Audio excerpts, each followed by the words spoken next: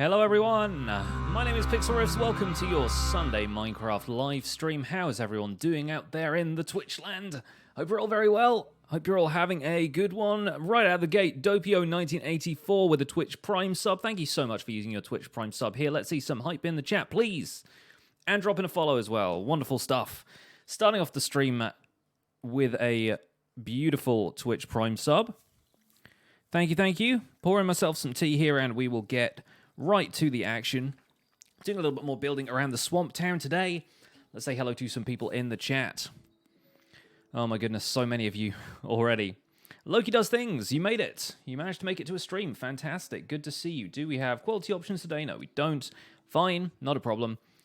Hey Kuro, what's up? Godplayer Zen. 70 Hon, Smith by the Sea, Ace, Boss at Minecraft, Rasa Not Fake. Smitty, well, you said Smitty already. Heps, Aaron, Yasin, Paranor is here moderating the chat. We'll run for fun, and Kachase, welcome along. Hello to anyone else who I haven't said hello to already. I'm sure I will manage to spot you guys in the chat. Jay Harris, hi. What's up? I got M&Ms. I have M&Ms today. Some of them probably aren't showing up because they're green. Do we have space M&Ms? Oh, look at that, we do. Fantastic. I hadn't even thought of that. I should save the green M&Ms for this stream as well. We're on for fun. Going to make some oatmeal. Sounds like an excellent way to start the afternoon. Call you boss? Okay, fair enough. That's the guy. Hello, welcome along. Oliver, good to see you as well. Ginger the Lily, Void Sweets, yes. Oh, that's good tea. Right.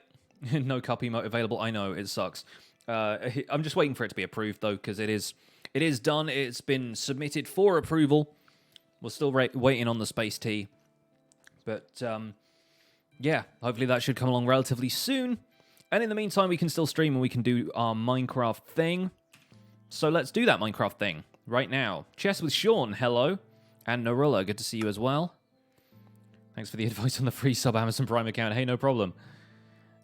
Absolutely no problem there.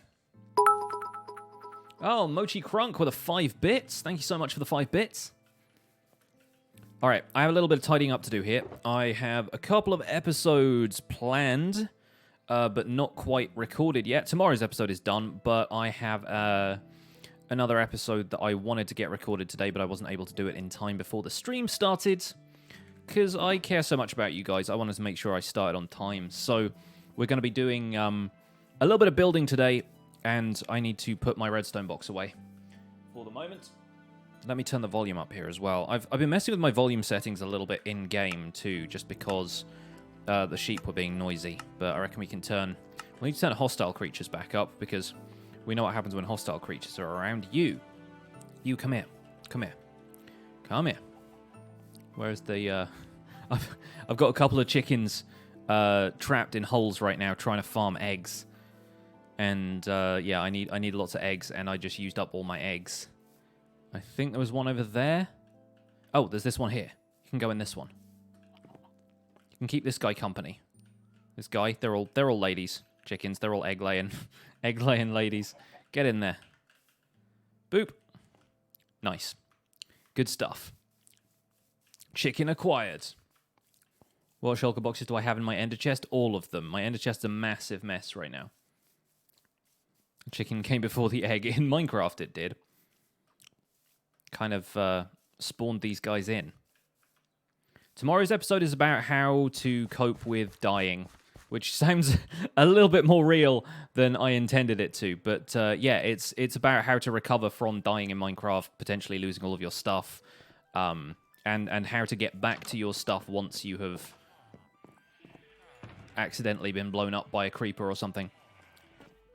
Yeah, it's about that, because I died to a charged creeper on a previous stream, and that has kind of, I guess, like, that completely obliterated all of my stuff, and that gave me a little bit of perspective on, oh wait, this has probably happened to some other players quite frequently. How about I cover that now? I was trying to have a death that happened naturally as part of the series, like if it happened in the middle of an episode or something, then I'd be like, right, here's some advice about how to recover from that. But all of my deaths happen either off camera or on a stream where I can't exactly stop and record a video. So what I did, I ended up copying the survival guide world and basically like simulating a bunch of deaths by loading up a copy of the world and running into creepers and stuff intentionally. So they don't actually count towards my stats in this world. Like in this world, I still have... there we go, number of deaths, 5. And I can count them, like, exactly what they are. Because it was... the first one was intentional, the second one was Guardians. The third one... no, I can't remember what the third one was. The fourth one was that charged creeper... And the fifth one was in the 101 questions video, I died to the Ender Dragon. Yeah. Minecraft actually has a killed by bat death message. I wonder if you could do that. I wonder how you could do that. I'm sure you could. If a bat's like hitbox collides with you, do you move? Because I feel like you could probably just get like pushed into lava by a bat or something. That'd be pretty funny. Died while AFK at the Iron Farm last night. Had the best boots ever, but had Curse of Vanishing. Oh, I'm sorry about that. Yeah. Curse of Vanishing is one of the things I briefly touched on in this episode, actually, just to be like, hey, if you've got backup gear, you might not want to wear Curse of Binding on stuff, and Curse of Vanishing means it's just going to disappear. If the bat has thorns. Oh, interesting. Can a bat have thorns? Like, can you give... I don't think you can give armor to a bat. Unless, I guess you could probably just do that in creative and give it, like, the property of being invulnerable and having thorns. You could tag it somehow. Bat-related entity cramming. But then you just die of suffocation, right? You get squished to death still. It doesn't say was squished to death by bat. Speres with the 5 bits. Love the videos. Keep up the good work. Thank you, I will. Thank you so much for the bits. So today we're going to be out here in the swamp working on a couple more builds.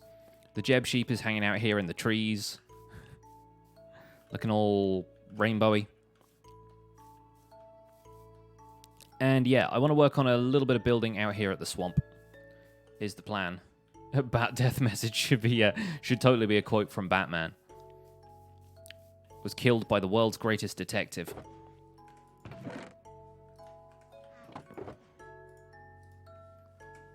So yeah, speaking of Batman and the Batcave and so forth, we actually still have this little cave down here, which I could work on, but I do want to introduce it in a video, which I haven't done yet. But I'm still pretty pleased with this little section down here. It just looks like a funny little cave entrance. And not that visible from the outside as well. Like, if you're walking along the pontoons, I'm pretty sure you notice it more or less when you get here, but you completely miss it otherwise. It's just surrounded by this, these like jetties and walkways and stuff. So I like that. Mika made it to the stream. Well done. Thank you for showing up. Appreciate you being here.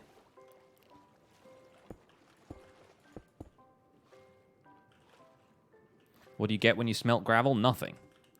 You cannot. It is not possible to smelt gravel. The reason it's in my loading lines is because it's a joke. You're at the part in the survival series where I just got the Mending villager. How's he doing? He's good. He is safe in my house and awaiting the 1.14 update where his trades will probably change.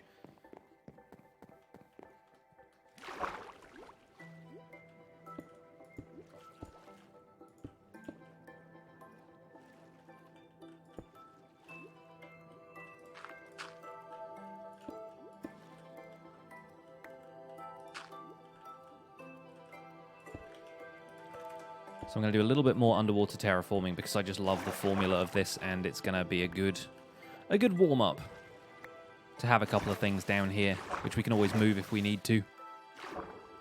Now we have conduit power down here. We can stay down here for as long as we want, which is ideal, really. I think it'd be fun as well to have little rocks kind of coming out from here, too. Just surrounding the entrance to this. Make it ever so slightly more impassable. Don't have a crafting table here, do I? Did I put one in this house at all? I think I put an ender chest up here. Somewhere. Here we go. There's a couple of chests there. Around the side. Perfect. What do I think about Mumbo doing videos and streams in his car? Do I have to have an opinion about that? I mean, it seems like a pretty straightforward thing to do to me, because obviously it's not an ideal situation, but he's got builders, right? They're not even his builders. They're someone else's builders. When I started this series, did I anticipate it would be more like a Let's Play and less like a tutorial? I think it's both. I think the problem with the formula everyone expects for tutorials is that they're all done in creative, and then the thing about making creative tutorials is that it makes everything look very quick to do, which it's not. So part of what I want to do with this series is kind of explain that some stuff in survival happens a lot slower than you've seen it in these build tutorials and so forth. So the idea that it's both a tutorial and a Let's Play is kind of the point.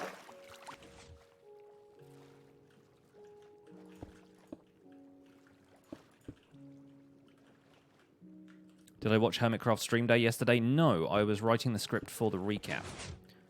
I think I dropped into a couple of the streams very briefly, but I couldn't really do much more than that.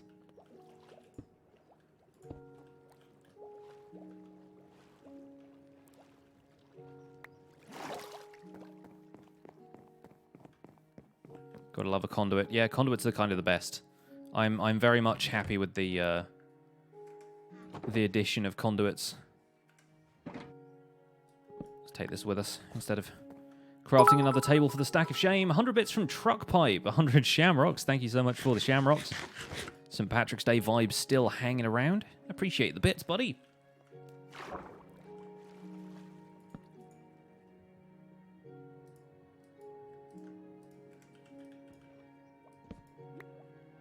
Gotta look up a conduit, you're not even totally sure what it is. It's one of these. This guy. And they're very simple to make. I've got an episode all about them. Craft yourself one with a heart of the sea and some nautilus shells. And you get this wonderful conduit power effect that allows you to mine faster underwater, breathe underwater indefinitely like water breathing potions. Very handy. Effectively, yeah, they're underwater beacons.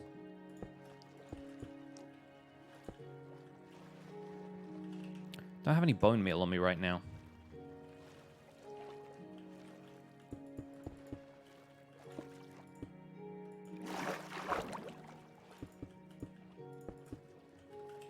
A little bit too much there. If we add a couple of slabs to the top.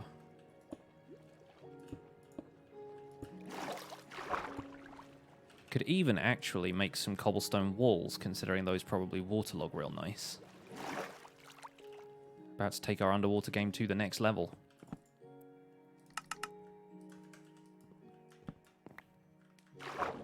Like if we add a wall on top of there. Yeah! Alright. Noble Wharf! Thank you for the host.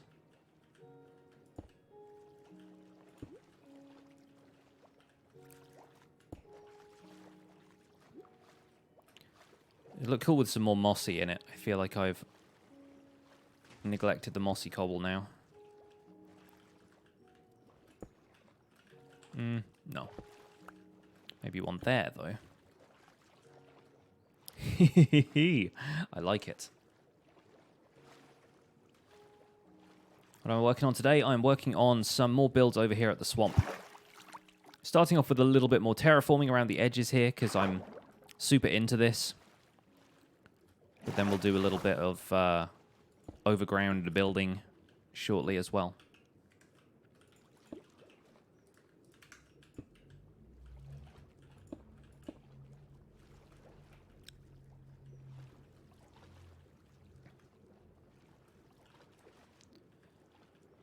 What exactly is this? It's a swamp.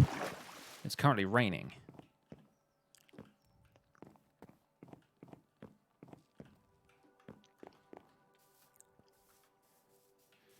I probably need to continue the pathways a little bit more as well. Get out into the land over here.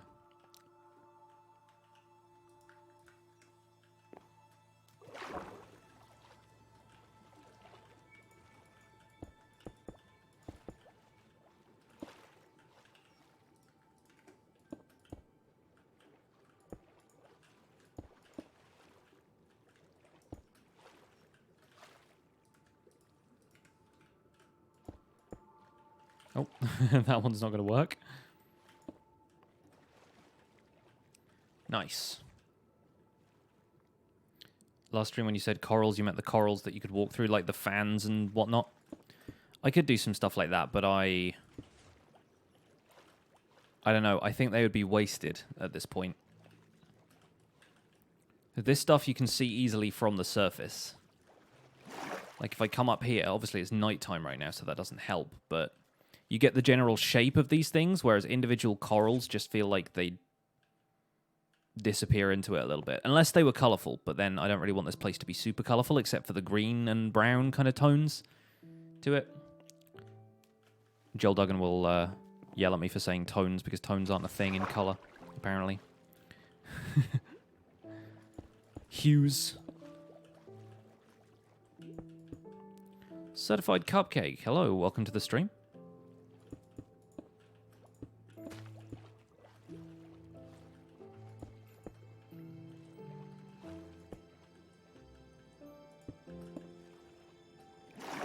And yeah, sea pickles we'll probably add in at some point.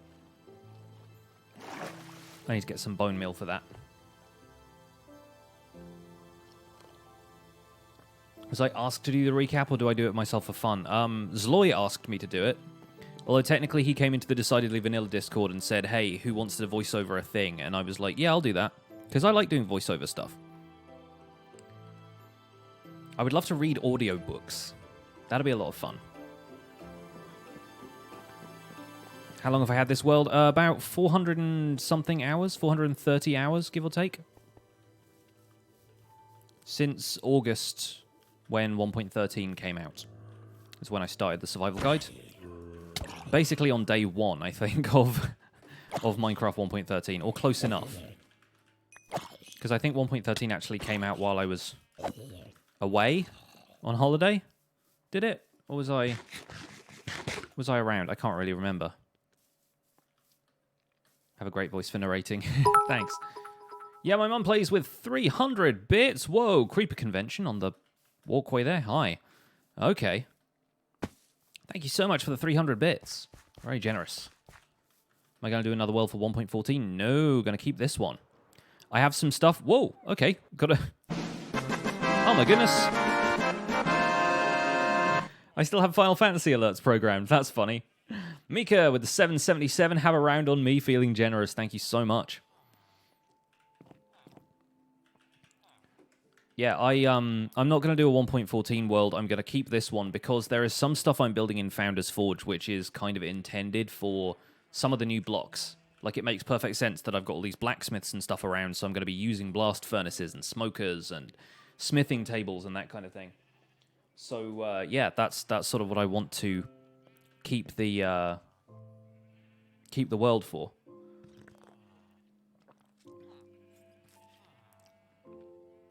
Bits for the idea of me doing audiobooks. There you go.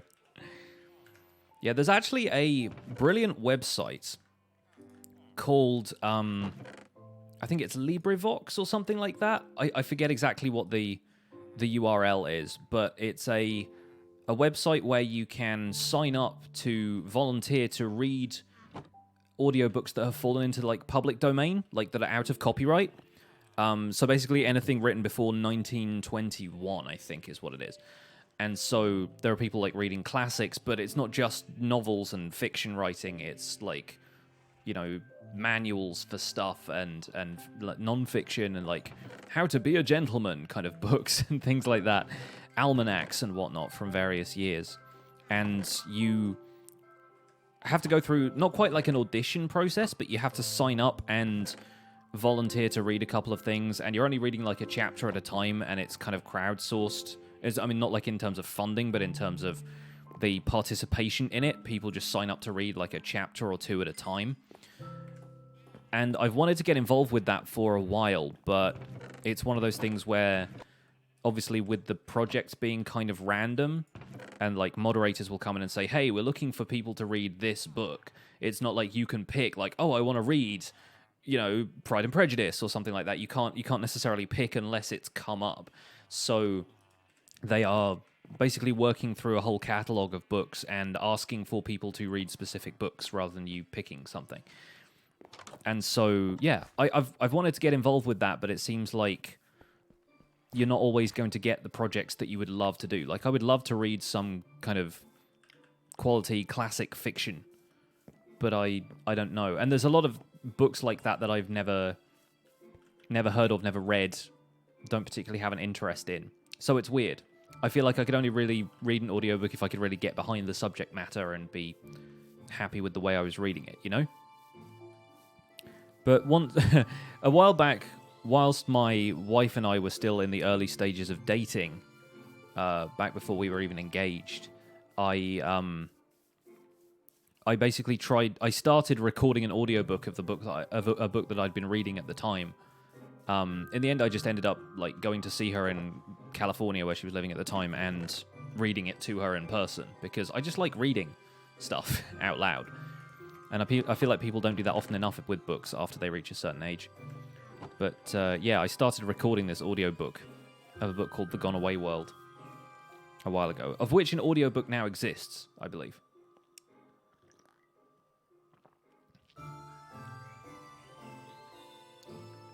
But yeah, there are a couple of other things I wanted to talk about in the chat, but I already went past them. Oh yeah, Surprise Tulpa asked if Zloy's English was good or if I have to spell check him. His spoken English is great, and his written English is very understandable. There are a couple of things he still occasionally misspells, but like, to be fair to him, it's his third language, so it's one of those things where like half the time it's not even like a misspelling that he believes is right. It's just a typo that he hasn't corrected. So I go through and correct his spelling purely for my own readability rather than, like, comprehension, you know?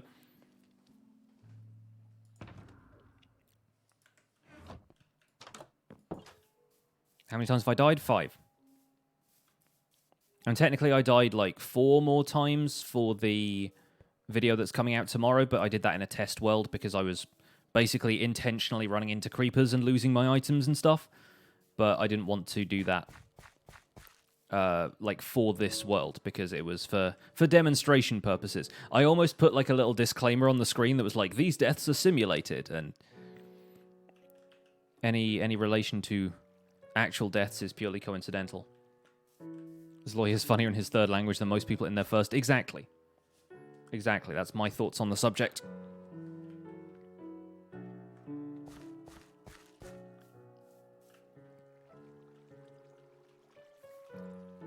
I mean, put it this way, Surprise Tulpa, his spoken English is a lot better than my spoken Russian.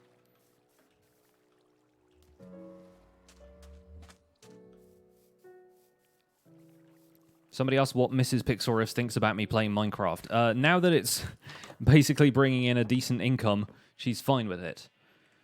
There was occasionally time when she'd get a little bit frustrated with me playing quite so frequently as I do, but yeah, since then I've proven that I can commit to it and make it into something resembling a career. She's fine with it.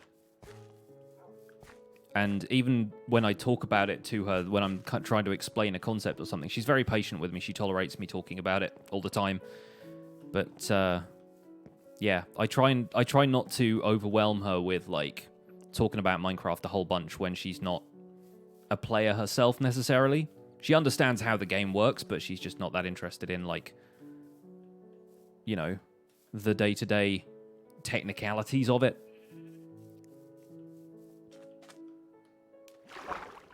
How long have we been married? 7 years. Since I was 24. And she was 24 as well. Don't really need to make that distinction.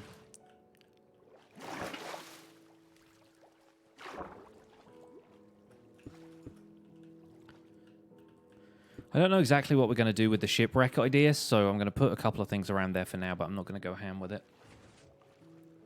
What's Loy's country? He's Russian. Am I going to build more stilt houses? Yeah, kind of. Like, I thought there was going to be more stilt houses, but I kind of like the idea of building them on little islands and making the swamp a little bit more patchy, because the concept behind this place is supposed to be that it's been a landmass at one point, and then the swamp is kind of developing around it. So these giant lakes and stuff, while they make sense, I do kind of want to have little sections of land here and there as well.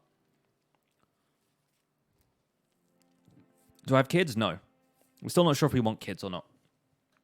Like, in theory, we do, but the practicalities of having kids are still something that we are, like, trying to get our heads around a little bit. Because, I mean, when you think about it, being somebody, if I was recording YouTube videos full-time, having a kid who was, like, pretty much constantly distracting and needed attention is a lot to ask of my wife. Like, to ask her to constantly take care of a child, but then, you know, I would want to do my part. I would want to be a dad. Like, it's kind of tricky. I would have to make sure that we were making a decent amount of, like, reliable income as well, which is tricky when you rely on YouTube for a decent chunk of that and Twitch for another chunk of that. Yeah, just recording videos and making sure that the atmosphere was quiet and so I can concentrate and I can make tutorials. Not to mention the lack of sleep.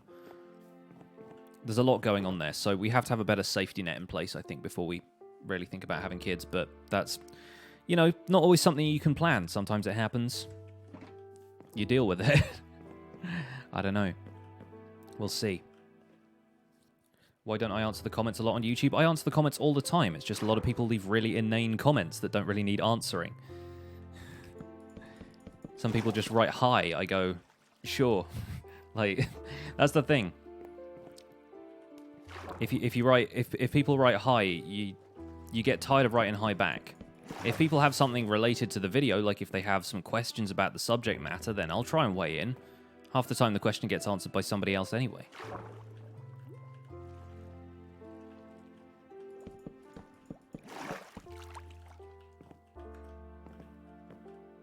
Inane comments on YouTube? I know, right? Shocker.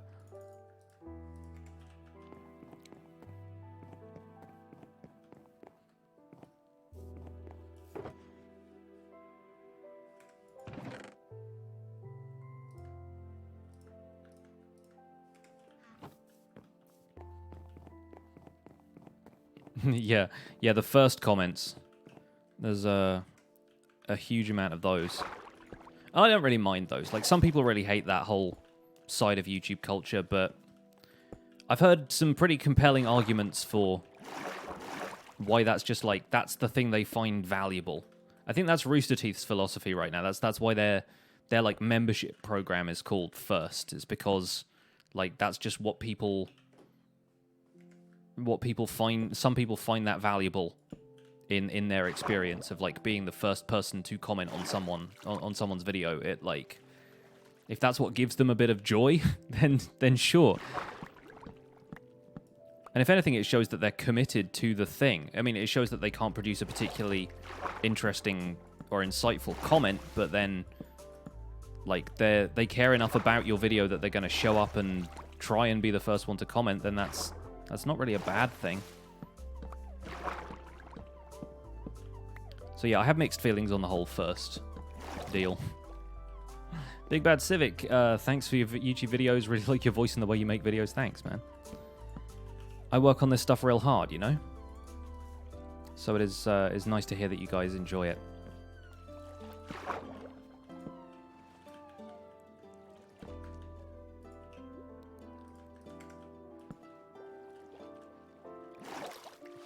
What do I put in the shulker boxes that are in my ender chest? A whole bunch of stuff. There's one that's for redstone, one that's for backup equipment, one that's just for ender pearls. A lot of them are just empty and waiting for me to find something to do with them. There's probably one that's got a ton of wood and stuff in it. I need to bring a bed over here. I think I say that on every stream. Like, whatever I'm working on, I'm like, I need a bed. I need to bring a bed.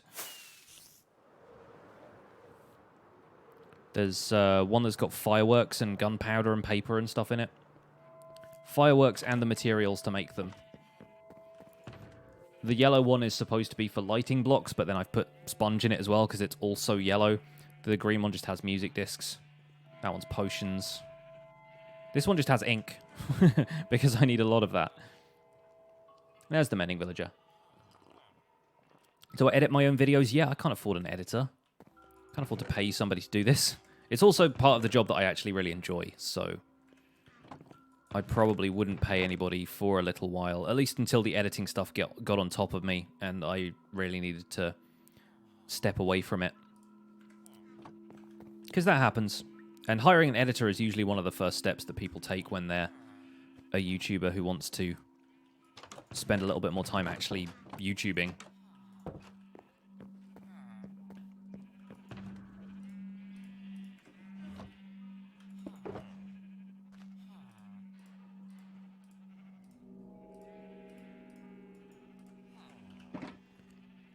How long have I been working on this world? About 18 days.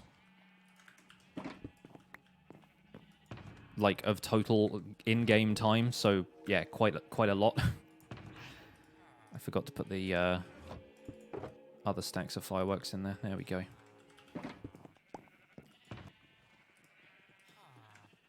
Why do I have blaze rods as fuel in the furnace? Why not? I have a blaze farm. They're nice and easy to renew. That reminds me, I haven't checked on the kelp farm for a while. 18 days. I started a little over 2 weeks ago, and I've already made 103 episodes.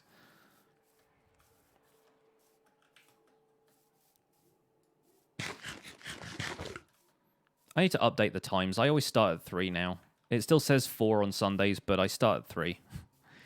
The 4 on Sundays thing used to be because we wrote the Hermitcraft recap script on Sundays, like usually on Sunday morning, so that Zloy would just go straight into the edit right after we finished the script. Now we do it on Saturdays, so he can, you know, get some sleep in between us writing the script and editing.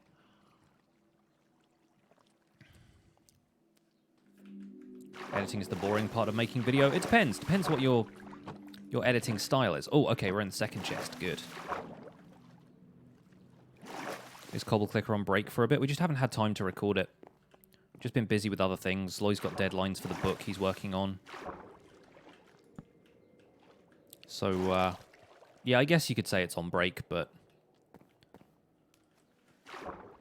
it was always a bonus video thing to begin with, really.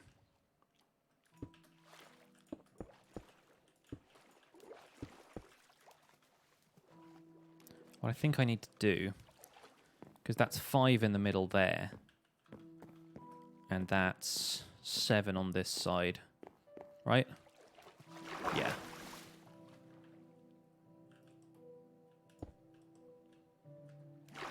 Wait, is that 7? That's 1, 2, 3, 4, 5, 6, 7. My counting is off today. His Yam Panda, hello, welcome along.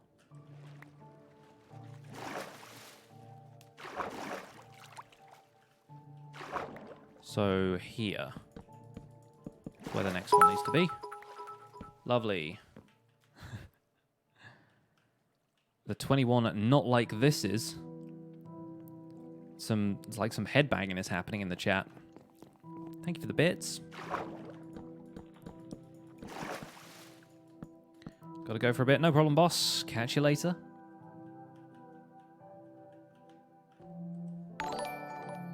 And CN with the hosts. Welcome along, CN. How's your day? Hope you're having a good one. Can tell us anything about his book. Didn't know he's writing one. He's an illustrator. He's illustrating it. And I cannot tell you anything about it, I'm afraid, because I don't know what it is.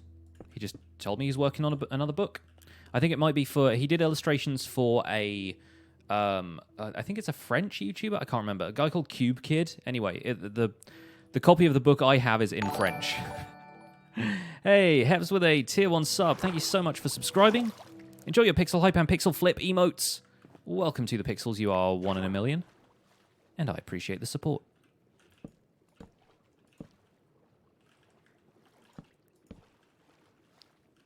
So yeah, he worked on a book for a YouTuber called Cube Kid. And the book is called something like A Cat Lost in the Nether, right?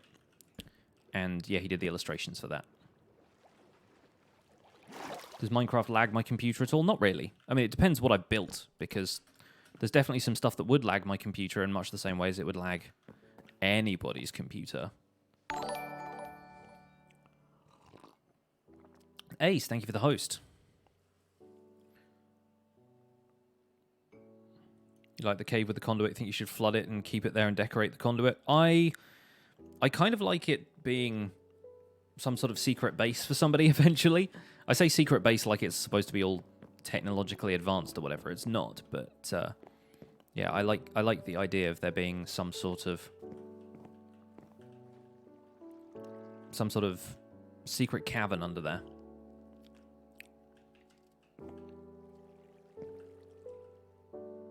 Yeah, the idea with this is it's going to be something like the pagoda style structure that we've already got over there. I'm going to give that a try.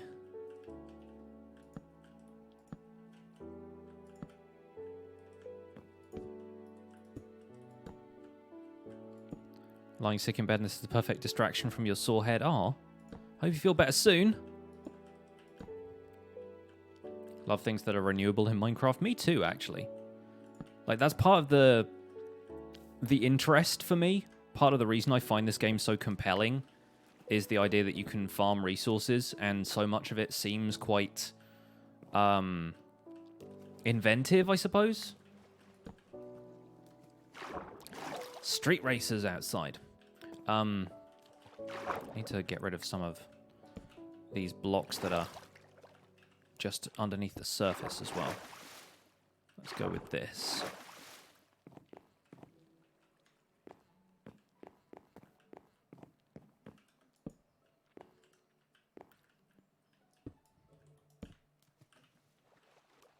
What do I think about the nerfs in iron farms? I think there's probably still some balancing to be done there. I don't think they're, like, done with it at all. If you believe what Doc M says in his videos about them being in touch with the devs and the devs themselves using the farms that the Psycraft people have built as, like, a benchmark, I think they still want iron farms to be possible. I think they're just trying to figure out how they fit into their ideas for the new mechanics. So I don't think anyone needs to be freaking out about iron farms getting a permanent nerf. I think they probably just want to balance stuff right now.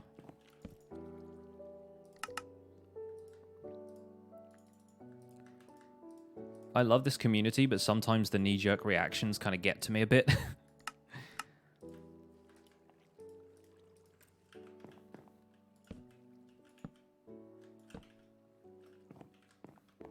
When did I discover Minecraft? I told this story on a previous stream, but I was working for Disney Interactive at the time, and a lot of the emails we were getting, a lot of the competitor research we were doing was centered around Minecraft. Like, people were saying, my kid doesn't play these games anymore, he's moved on to Minecraft. So, yeah, it was kind of interesting then finding out what Minecraft was. And I didn't play it straight away, but I ended up playing it eventually, and the rest is history, I guess. You're more unsure about villager trading. You want to build a massive trade hall, but don't know if you should just wait until 1.14. I think when 1.14 comes out, you'll see that some stuff has changed, and I think once the mechanics are actually final, then that's probably going to be a better time to consider building stuff like that.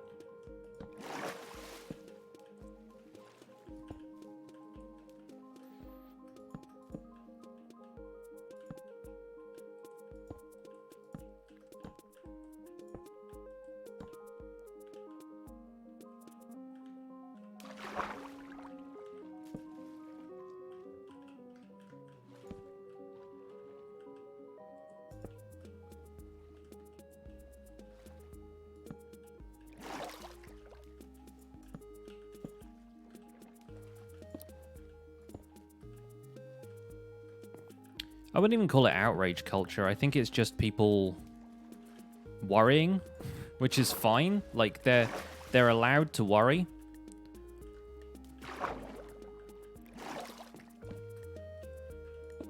But I think there's part of the problem also comes from the fact that everyone is talking about it like it is 1.14 and not a snapshot that's still in development. And it doesn't help that YouTube kind of feeds that with people titling things like 1.14 iron farms are broken, they're dead, they don't work anymore, as if everything's finalized, you know? Which a lot of the time people do that for clicks, they do it for views, they do it because it's genuinely their opinion. They do it because that's the current state of things, and they feel like people are going to react in a way that will prompt Mojang to take more action. Sure, I'm sure all of that lines up and makes sense. But I've always been an optimist. I've always been a rational sort of optimist, where I can appreciate when things get bad, but I believe in them getting better.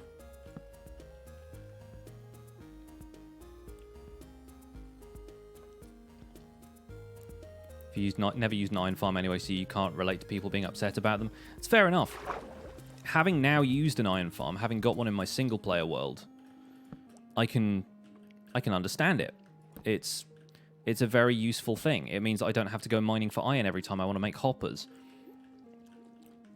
I don't quite have the perspective of a large server here because I'm playing in single player, and most of the stuff I do relies on a relatively low output of iron. Like, I'm not building enormous storage systems full of tons of hoppers and everything. Wow, okay. Don't want to go over there.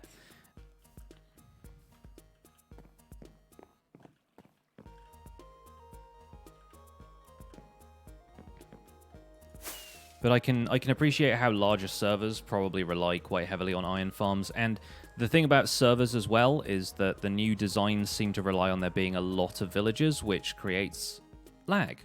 Like, you're dealing with the ticks per second of your server dropping to levels that for most performance purposes you would expect to be not really acceptable.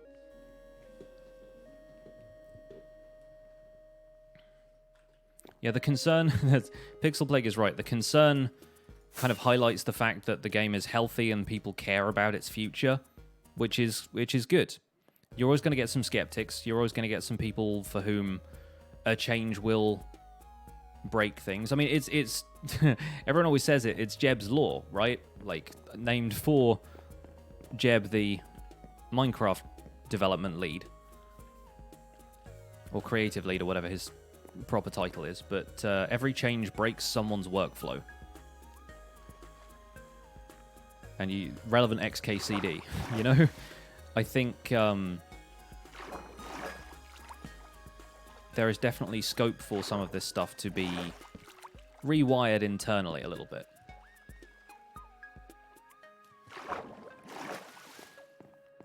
Ever thought of using that giant red mushroom for a room? You should go back and watch Decidedly Vanilla Season 1. I built an entire mushroom nation on Decidedly Vanilla Season 1. It wasn't particularly big. I didn't have such grand designs at the time, but yeah. No, Decidedly Vanilla Season 1 was the Democratic Republic of Mushroom.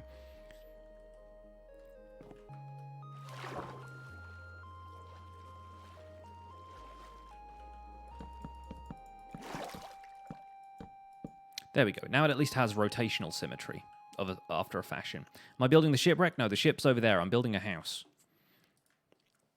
Some sort of house. Not sure what kind of house yet. The DROM, yeah. Yeah, it only got pointed out to me afterwards that Democratic Republic kind of reminded people of North Korea. Was not my intention.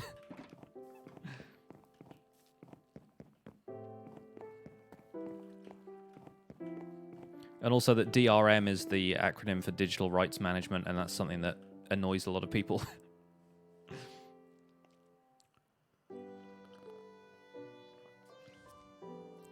Getting really frustrated when I don't answer your questions? Go somewhere else then. I'm here to play Minecraft and build stuff.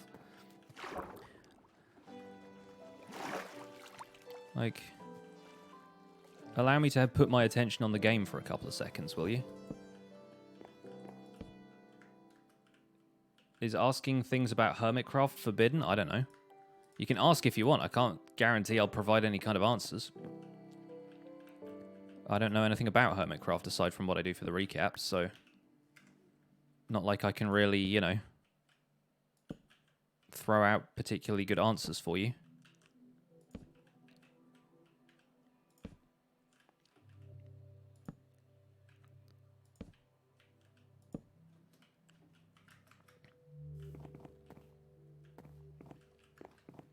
Not that intense of a game. No, not really.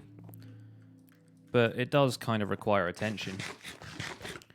Apparently you require attention as well, but you're not that intense of a person, are you?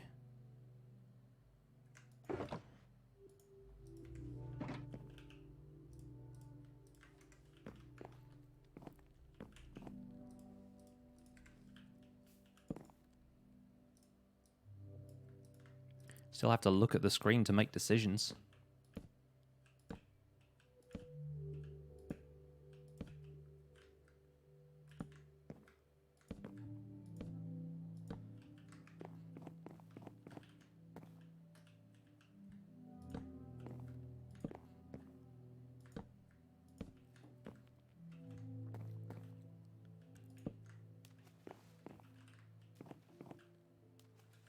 Nobody's ever obligated to give anyone attention on the internet, right?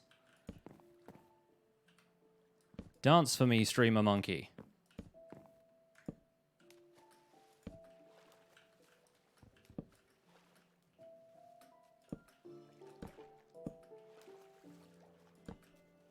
Any quick tips on building the stilt houses? Start with the stilts. Fill in walls. Add roof. No, I don't know if this is something I can really give tips for right now, because I'm still sort of working out what the whole deal is.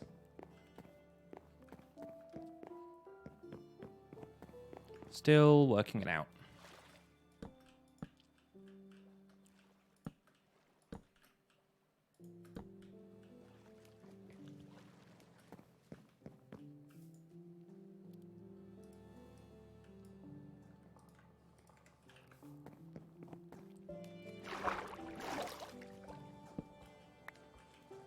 You're obligated to give attention to your cat. She's laying with me and so cute right now.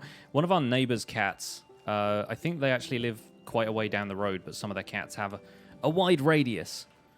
Came out to our front yard today and was like arguing with the cat that lives next door. I have a video of it on my phone now just because it was really funny watching her. She's normally so like peaceful and happy. But it was just one of those kind of moments, you know?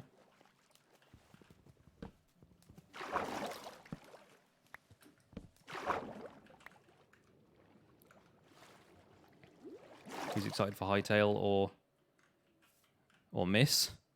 What is Miss? You know what I'm looking forward to more information about, actually? Minecraft Dungeons.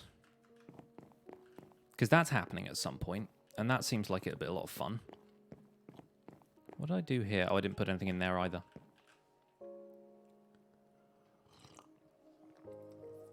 Beware of the nice ones. This also counts for cats. It kind of does, right?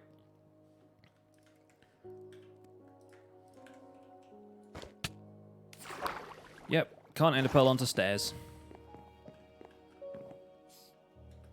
Oh. Hi.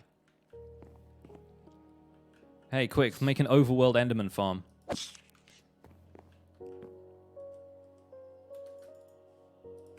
Okay, just tried to pillar up without holding shift. Could probably jump that. There we go. And these, we put these on the corners like that. Is that anything? I feel like it might be something. Wait, no, hang on. Hang on. What we really want to do is have this turn the corner like that. Yeah, stair placement is weird.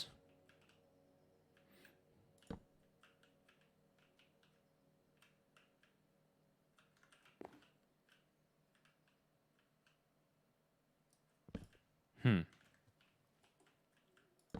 we do it that way? And then do this.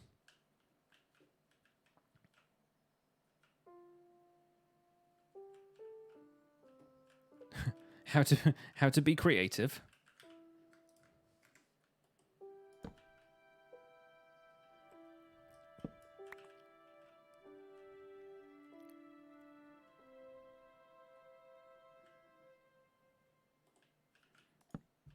Does that need to come out there? I'm confusing myself with this now.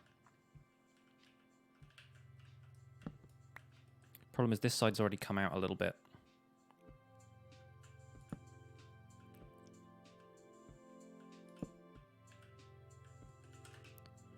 what I want to do is this. And have those little turn-ups on the corners. Do we want to do it this way? No, I think without. I think without. Did I just collect the experience from that Endermite? Has it been following me around this whole time? What's my favorite feature of 1.14? Oh, I don't know yet. Need to play with it more first.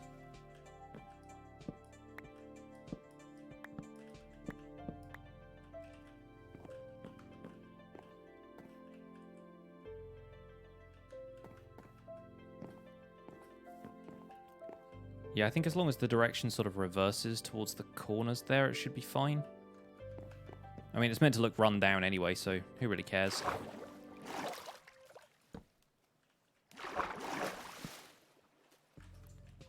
Bobbing up and down kind of annoys me.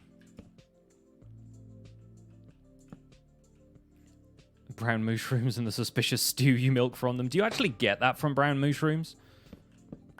It'd be really funny if you did. That would be a great little, like, Easter egg kind of thing.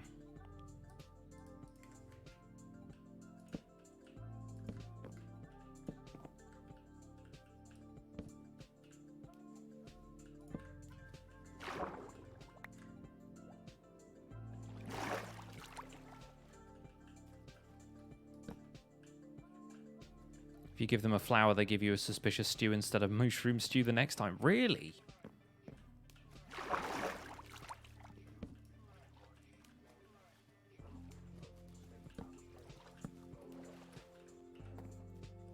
That's so fun. That's a really fun mechanic. I like that. I guess it's just a one-for-one thing, right? So it's like a different way of crafting it. Because otherwise you would only need one wither rose to get like a ton of wither stew. And that could potentially be a little bit exploitable, but I think it would definitely make up for the fact that you have to have the wither kill stuff for you to get wither roses. You don't like the pillagers, they keep showing up at your house and shooting at you. Well, it's their job. But yeah, I can see how that's a little irritating.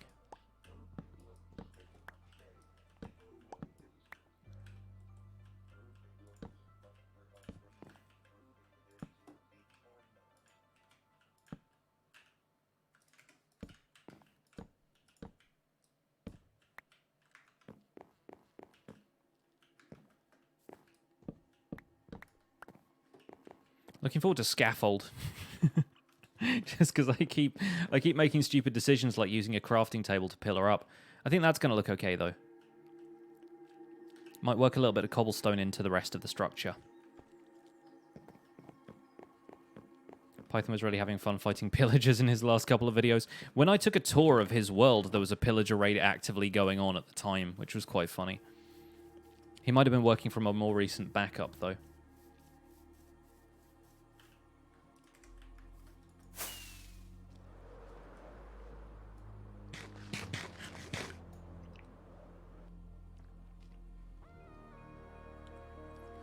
I'm looking forward to just building with scaffolding as well, you know? Just having it as an additional building block. That open sort of frame structure to it. I think that could be used for some really interesting stuff. We finally have a table block, right? A table block that you can just climb through. But it does look like a little end table or something, doesn't it? Or like people have been using it for chairs and things like that. That makes perfect sense too, because you can walk into it and then just pretend you're sat down. None of this, like, walking on top of stairs nonsense. Like, this looks like a chair, does not function like a chair. And then, like, you can push a minecart into it if you want to, but who's got the time? It's an occasional table. It is. Do I have any wool in here that I can use? Oh, 3 white wool. Exactly the right amount to make a bed. Although I don't have enough planks for that, apparently. There we go, that's fixed. I feel like I should start a stack of shame for beds as well, because I've got so many of them now.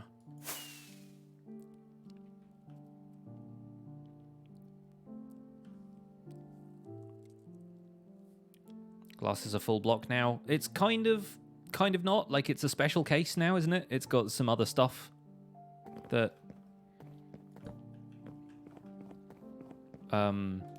doesn't work quite the same. You can place redstone on it now, but then it still doesn't suffocate people because they reverted that, and yeah, I don't know. It's changed the way transparency works. Yeah.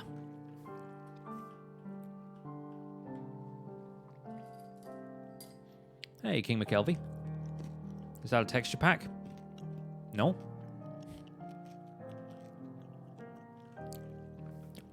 Now, what's a texture pack? The only stuff I have retextured, it's not even a retexture, it's the shield, right? Yeah, I've only got lower shield on right now.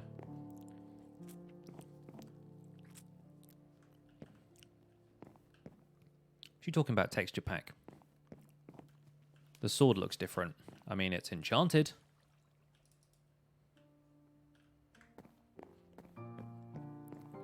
I've got a shield with a design on it from a banner. That's about it.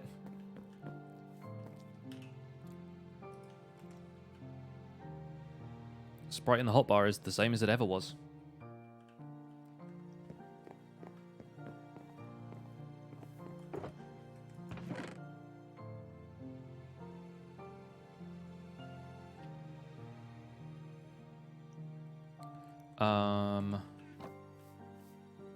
Prismarine's going to be too bright.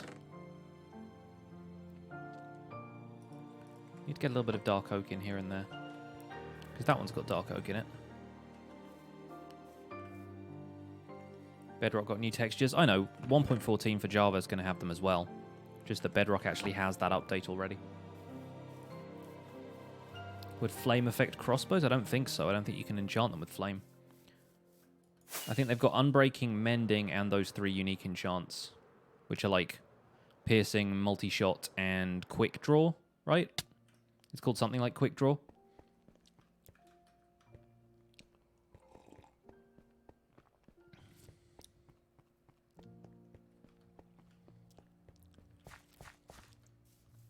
When will Bedrock have the ability to place item frames anywhere? Do you not have that now?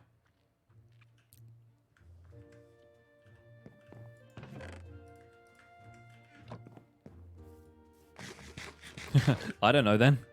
Next update maybe? Update after that? Kind of surprised you don't have that already. Seems like one of those features that they wouldn't have too hard of a time programming in. Then again, I don't know anything about programming, so not exactly qualified to tell you.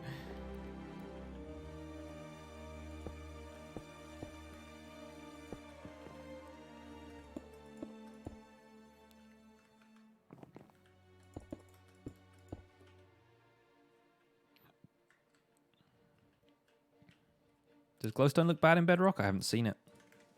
In the new textures?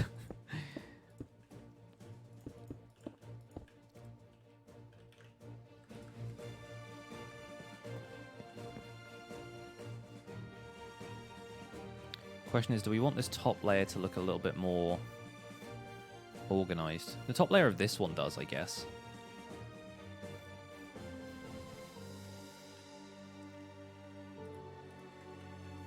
What I want to do is have the jungle logs poke out one more block, just on the corners.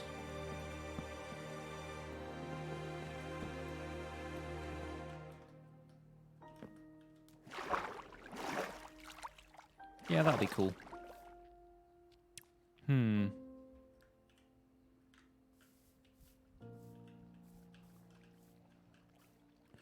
I think I want to copy this, actually, and have the dark oak logs and then the cobblestone. I think we'll save the green for when we're actually dealing with stuff in the swamp. Still trying to work out how the palette works here.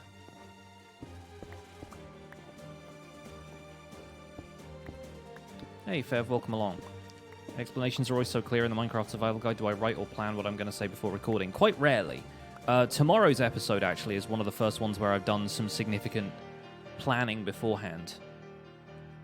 Like for the tips I wanted to give. Episode 101 was the only one that I've actually fully scripted so far. But I've been playing this game for long enough that hopefully I can explain some things. And I always do multiple takes of stuff if I don't quite get the explanation right. It's one of those things where if I don't feel satisfied with it, I'll go back and re-record it. Best enchants for a pick? I mean, there's only 3 or 4 you can have. It's always Mending, Unbreaking, Efficiency, and then you choose between Fortune and Silk Touch. I've got both on me right now, which I don't really need to have, but then I'm one of those people who's always over-prepared for everything.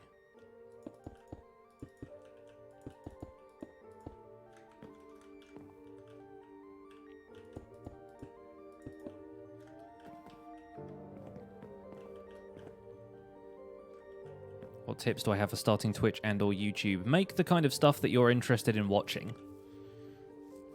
Like, first and foremost, consider yourself the audience and ask, would I watch this?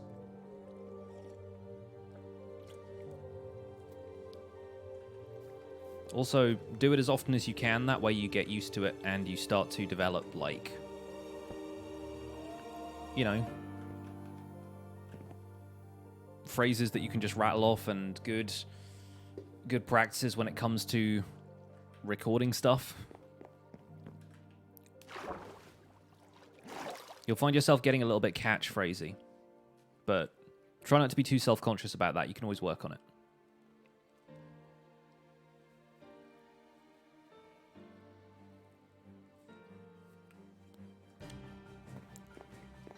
Hey, Beastie. Good to see you. Welcome along.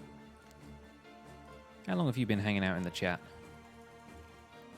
Watched episode 100 the other day, getting them Minecraft tingles. What have you been up to? You still playing League? It's been a while, man. Don't do things for the views? Yeah, basically.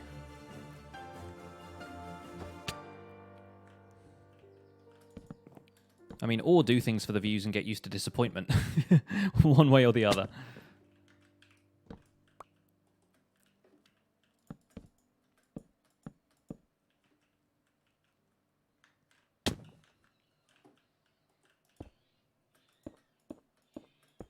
The foxes are outside.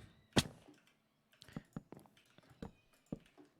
anybody wants to know what the foxes say, it seems to be mostly RIP headphone users.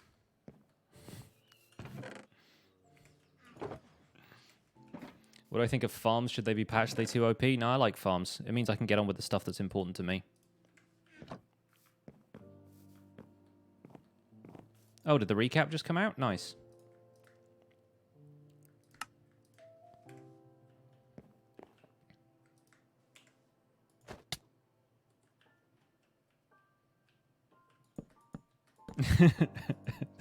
Sorry. I'm sorry. I won't do it again. It's just the noise they're making right now. You just got coffee up your nose. Hey, that's probably healthy for you or something, right? That's a new beauty treatment I'm working on.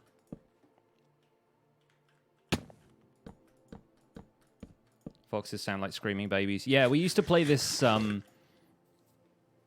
like casual game back at the flat that I used to live in, where it was kind of like more open, so you could hear more of the stuff that was going on in the neighborhood around you. And it was the game was always like, is this a cat, a fox, a baby, or I think there was a fourth one. I can't remember what it was, but there was just like 4 types of things that would always make noise. I think seagulls. Seagulls was the other one because we were nearer the coast. You still get seagulls around here though, because we're really not that far away. But yeah, it was always a fun game to play.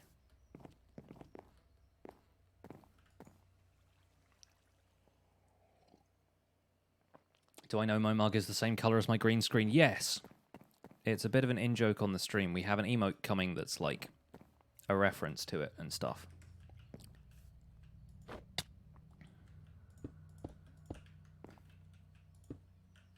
See, do we want that coming out of the wall there? Do we want this exposed like that? Do we want to push this back? I think we want to do this. Have that filled in. And then do it this way. For these kind of like zip sections. I guess that's what we've done over here too, so... Kind of. Yeah. No, we have real foxes in the garden. Real life is in 1.14, apparently.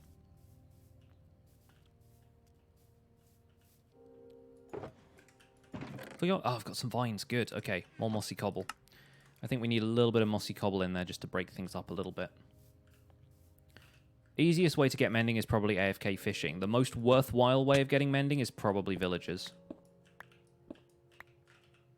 Because they don't require luck once you've got one. Whereas AFK fishing is very hit and miss. Then again, I'm the guy who got lucky, and I have a mending villager who sells mending books for 10 emeralds now. And I had him, like, basically since I started the game. Not since I started the game. Since I first found a village. It's like the second village I went to, this guy had a mending trade. It was ridiculously good.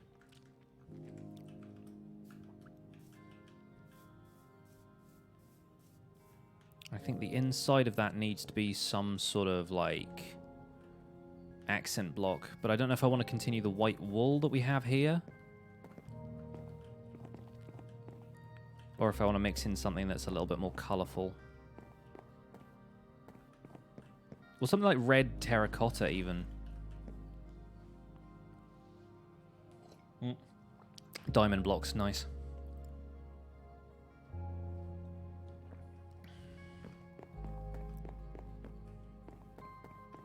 You watch the live streams, podcast, and YouTube videos. Hey, thanks. Thanks for enjoying all the stuff I do. Do I know about March Madness? Is it a basketball thing? I think it's something along those lines, right?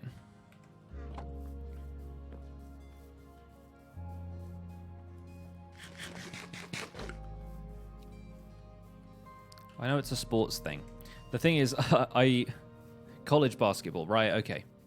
Yeah, I always hear people, like, parodying March Madness and doing, like, brackets of stuff. But, like, I don't know what the original thing is. Like, I've never been all that into basketball. I enjoyed playing it as a kid. I wasn't very good, but it's kind of fun. What if you were able to put shulker boxes in shulker boxes? It's like typing Google into Google. The world just explodes. Regular terracotta? Maybe? No. I was gonna say glazed terracotta. Then rein that idea in. That's not gonna look any good. Maybe acacia planks or stripped acacia even. We'll give some of those a try. Who else saw the iron golem dying? I did. People got really into trying to predict college basketball more so than any other sport. It's strange the stuff that we fixate on, isn't it?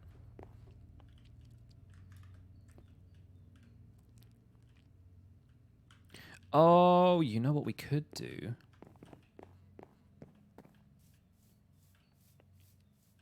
All right, I'm up for this. I think what we could do is build... I want to build up around the bottom of this. I feel like having that actually broken up that way just seems unlikely. So I think what I might do is build this up into a tower and build basically an identical one on the opposite side. Sort of like what I've got here, where it's joined by a little floating footbridge, except make this look a little bit more intentional and less random. Like that side and that side are very different. Asymmetrical, that's the word. Like if I make this a symmetrical thing, I think that'd look quite good. Once we figure this out.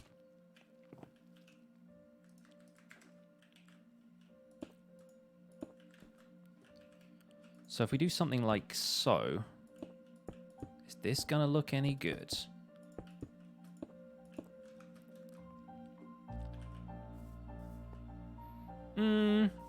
Kind of. Like, I'm kind of here for that. It's got the right intentions. I think having a... All right. I think having a block that doesn't have too much texture is probably good, because the rest of this thing is texture heavy. I think what we want is to have something a little bit more plain in that regard. So I think I'm along the right lines with terracotta. I think it needs to be a different color.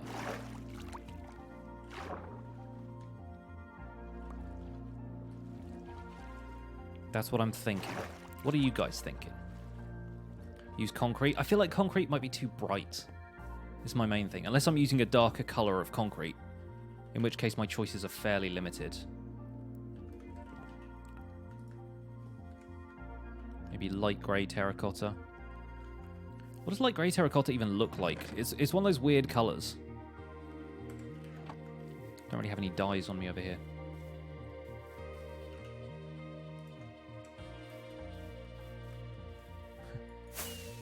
Lingering is a potion state like Splash. It's an adjustment, not a potion type. Yeah, you don't have potion of lingering. Just makes you hang around for a bit. I like the concept though.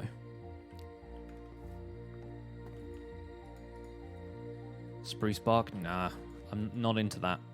Not about that life. Why am I trying to sleep? I come here so often to sleep that I think it's just automatic. I'm like, I'm in the storage house. I have to rest. Like, no, I should actually use this for what it's intended for, i.e. storage. Yeah, light grey terracotta. What does that even look like? Use bright pink.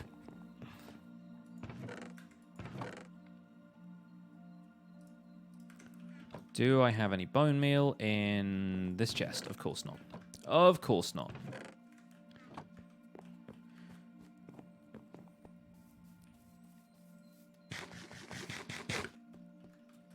Do I ever think of bringing a bed? I've got a bed. The bed is over there. It's just, it's one of those things where I walk into a room and I forget what I've come in for. Die chest, die chest. There you are. There you are. Now, what does light grey terracotta look like? It looks like slightly purplish. This is Fry's suggestion. Let's give it a try. Or do you want light grey glazed terracotta? Because that's texture heavy. That's not the stuff I want.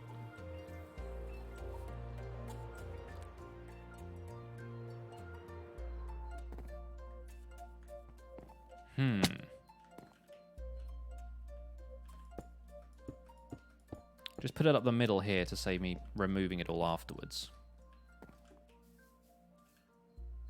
Yeah, still not quite right. Still not quite right. Oh, that wasn't a bad throw. It's a little bit spare there. I think maybe what I want is actually just red terracotta. I've used that elsewhere, but not in huge amounts. So I think maybe, yeah, the green-red kind of thing.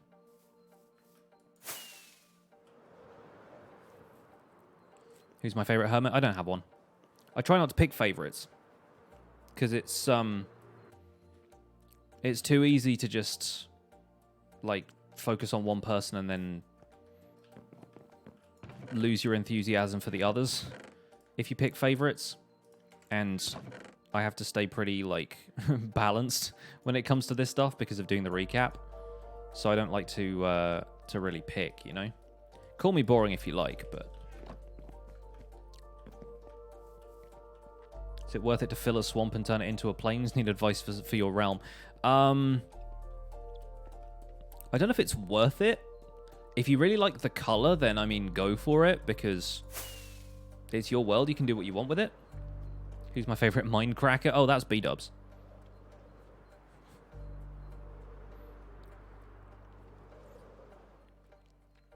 Don't mind picking a favorite for them.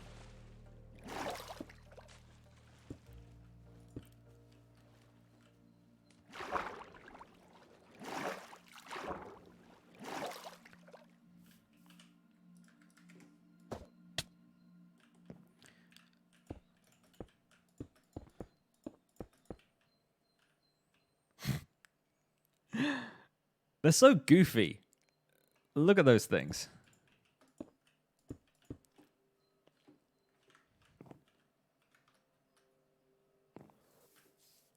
Did it actually despawn? Did that endermite full on despawn? Yeah. Yeah, that's kind of what I wanted. It's kind of what I wanted. Oh no, he's there.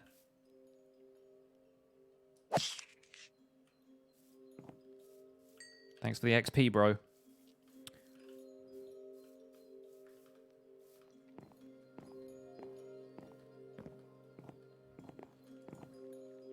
It's like a little jelly. So wobbly, though. So wobbly.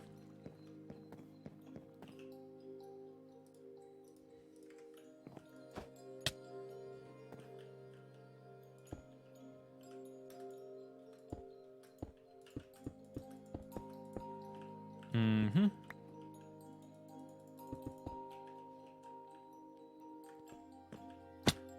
There's one feature I want added in 1.14. Or 1.15, rather.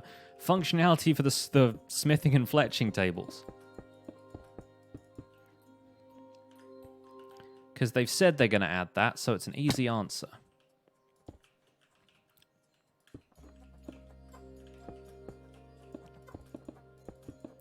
I've said that one of the things I really want them to add to the game in future is colored lighting. I still stand by that answer. But I don't know how that would be achieved, and I don't know if it's the kind of thing that would work for 1.15 or whatever, but I don't know. I like the idea of having colored lighting.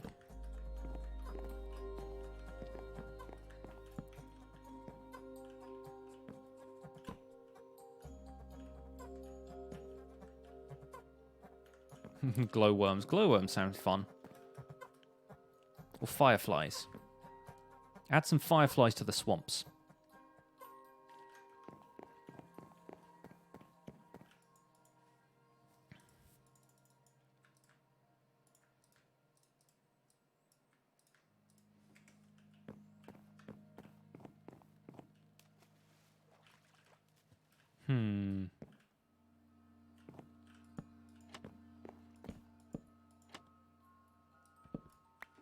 Yeah, I think this needs trapdoors. I've been trying not to trapdoor spam stuff, but they look really good on these pillars.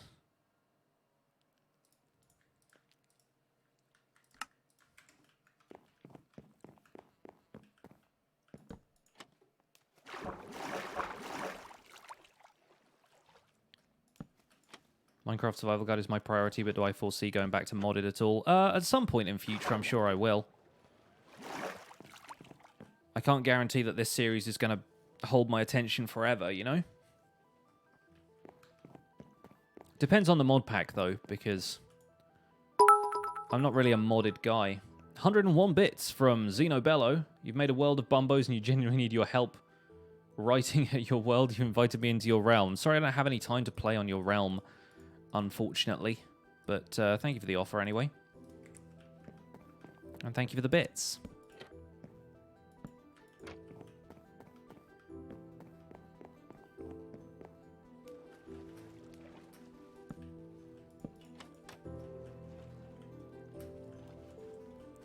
I need more fences.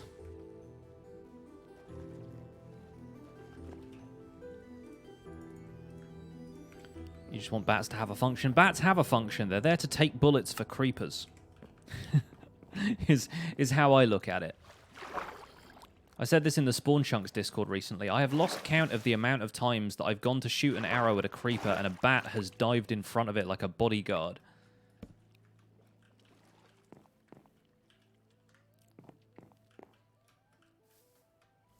Would I ever mod my worlds to completely change it up? I don't think it works that way. I mean, you can, I guess, but I don't like the idea of not being able to go back to vanilla with that world afterwards. So I'm very much in favor of keeping modded worlds and vanilla worlds like a separate thing. You ship bats and creepers. Oh, I can't do that, can I? Maybe I can make some sticks out of these. Can't make oak fences out of other woods anymore. That hasn't been possible since since I started playing Minecraft on PC, actually. Seriously, like, endermites don't show up in my series for something like 70 episodes. And then in one day, in one short hour of a stream, they all turn up. Incredible.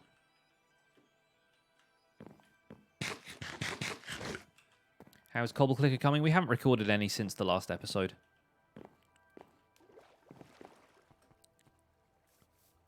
Zloy's been busy, and I've been focused on this. Man, my inventory's a mess. Spruce wood, though. I could use more of that. Don't have any right now aside from the stairs and slabs and the occasional trapdoor, which I don't think I'll use much of in this build. So let me go and get some more spruce wood. Do I fish for enchantment books? No, I have villagers. I have villagers for the ones that you can't get just from, excuse me, from the enchanting table. Nope, time to go and get some more from the storage room. Looks like it's going to be another wood-focused Chopping Tuesday this week. When you hit an endermite and it survives, does it call for backup? When you hit an endermite, it just doesn't survive. They're like the weakest things in the game. Wouldn't it be great if all the ender pearls in your inventory just like cracked and broke and endermites fell out of you? No, is the answer to that. It would not be great at all. Am I going to leave the little island fairly empty? Oh, there we go. XD Tryhard with the Twitch Prime sub. Thank you so much for using your Twitch Prime sub here. Enjoy your emotes. Welcome to the Pixels. You are 1 in a million. And I appreciate the support, my friend.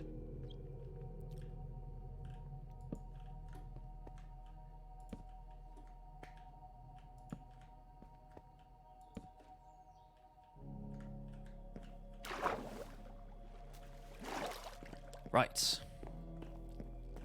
Let's make some stairs. So yeah, speaking of Twitch Prime, for those of you guys who don't know, if you have an Amazon Prime account and you link it to your Twitch, you get 1 free sub to a streamer every month. Which is a pretty cool thing. So yeah, you don't even have to pay for a subscription. You get access to the emotes. And depending on the streamer, if they have like subscriber-only chats, which I don't, but some people do, you can participate in those. All you got to do is link up that Amazon Prime account to Twitch, and you get a Twitch Prime sub to somebody. A streamer of your choice. And you can change it every month as well, which is very cool. Unless it's Student Prime, then you only get 1 month for free sub. Well, there you go. Student Prime is a different thing, I guess. I'll be honest, I don't have Amazon Prime, so I didn't even know that was a thing. But apparently that's a thing.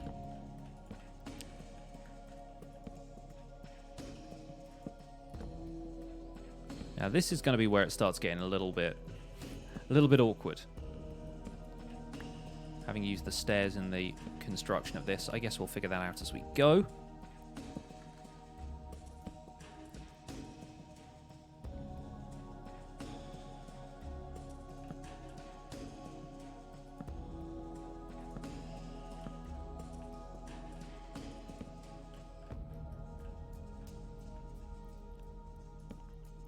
Am I going to leave the little island fairly empty? Yeah, I was in the middle of answering that, wasn't I? No, there's going to be something built on that. I haven't decided what yet.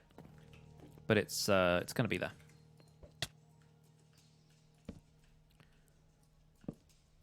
The part underneath is going to be the fun bit, though.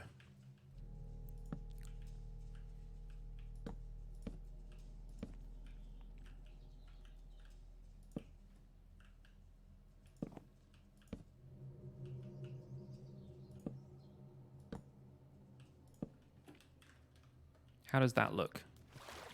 Okay, it's actually connected up around those stairs. That's the bit I was not so sure about. That still looks a little bit weird. We need to swap that out for a spruce one.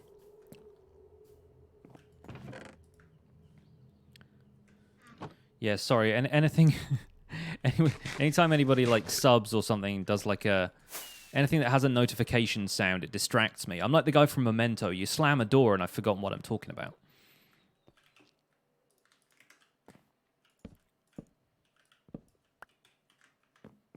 It's like I've been hypnotized or something. Speaking of hypnotism, by the way, did anybody watch Good Mythical Morning this week where they hypnotized Link to like tomatoes. It's pretty weird to watch that. Like, I don't know if hypnotism would affect me, but just watching that has definitely kind of made it a little bit more of a credible thing in my eyes. Like, I really didn't know how effective stuff like that would be, but it seems to have really worked on him.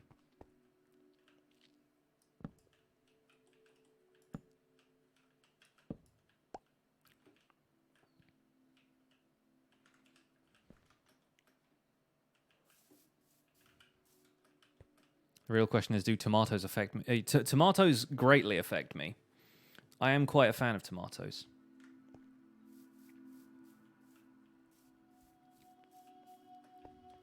How you doing, Zloy? I've had some people already leave my stream to go and watch the recap, so I assume you're done with it. Red terracotta is kind of wacky. It's, I feel like I'm trying to evoke some of that more classical Chinese and Japanese architecture where they have quite bold red and green colors in it. Like, you always see shrine gateways built out of wood that's been painted that kind of color of red. It's usually a little bit brighter, even. But, yeah, I kind of want to evoke that East Asian style of building, hence the turned-up corners on these and that kind of thing. It's not based on a specific architectural style. Like, I'm not trying to reproduce a building that I know about. I'm just incorporating elements of that into this as I go. And if we build another tower that's sort of identical on the opposite side, it's going to look a little more intentional and impressive, I think. Again, one of those things where if you build more than one of something, it starts to look way more intentional, like having a bunch of backup dancers doing the same goofy dance as you.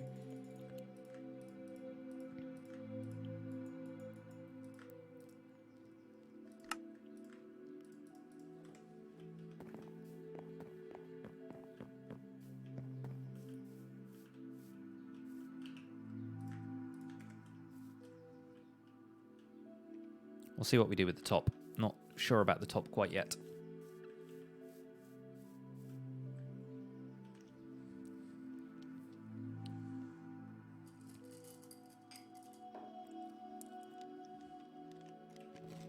Put tropical fish in the pond. I plan to, actually. That is one of the things I plan to do.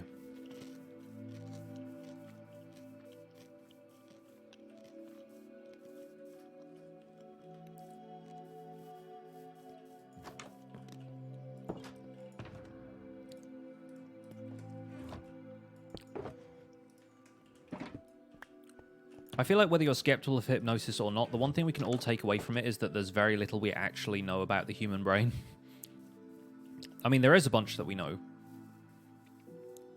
But I feel like there are still sections of it that will remain a mystery.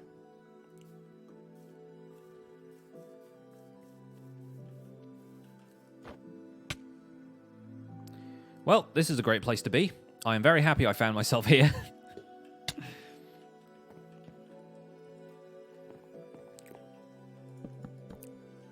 No, the human brain is incredibly easy to trick, yeah.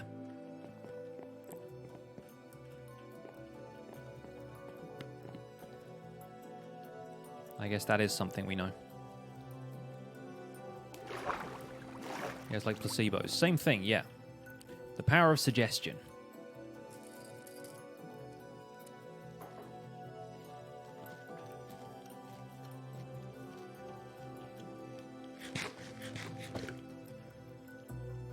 Do I have all the achievements? No. There's still some I haven't even got in this world. The monster hunting one, I need to kill a polar bear. Not really up for that. Going to address that in a video at some point. Haven't used the Totem of Undying yet because it feels like a waste. That one sometimes works, sometimes doesn't.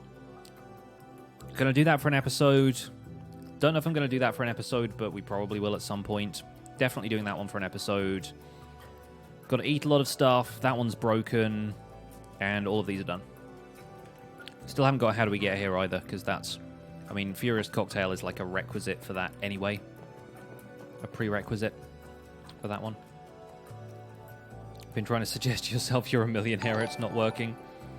Truck pipe with a host. Thank you. Polar bear is a monster. Technically, it's a mob that can be hostile. So, I guess it counts.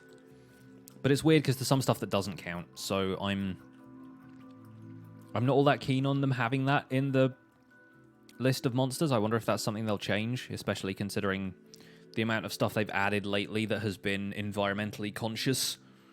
I feel like killing a polar bear just seems like a silly thing to have. Like, why would you do that?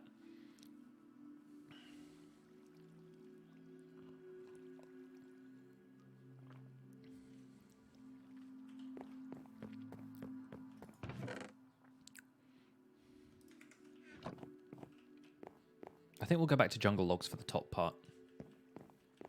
It's going to be weird, but I think it might work.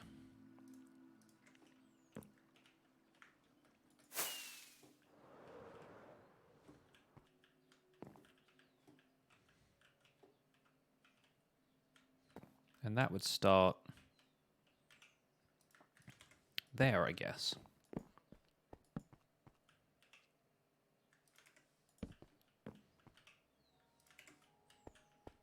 Every now and then I step back and I'm like, this is such a janky build. And then I remember, oh yeah, that's the point. That's why I'm building it this way.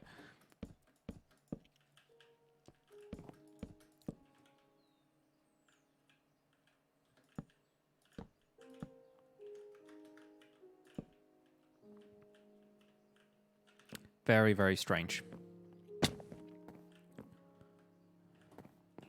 That rotational symmetry, though. It's not a bug, it's a feature, right? Trapdoor, please? Thank you. Trapdoor blindness is a thing. I'm afflicted. That's what I need hypnosis for, so I can see trapdoors when I'm looking at them.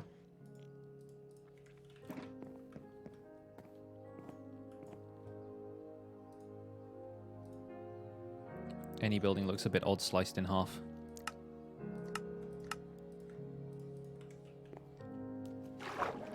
Slice! Down the middle there.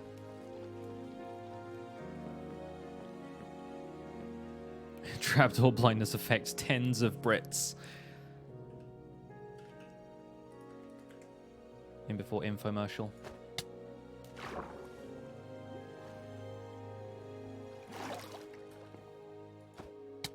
There we go. Second time's a charm. Now we do trapdoor spam. And I guess we probably do it there as well. This is the bit where it starts to look a little bit weird.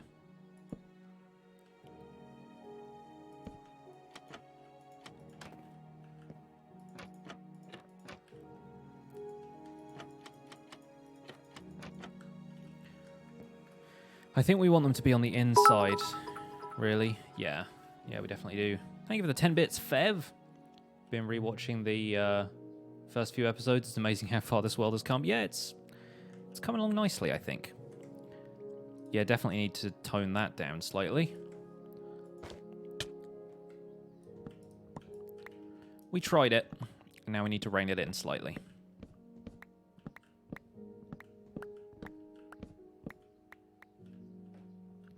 They also, I think, need to go on the inside here. Like so. Wait a minute. That way. It's weird how you place these things. They're totally different to doors in that respect.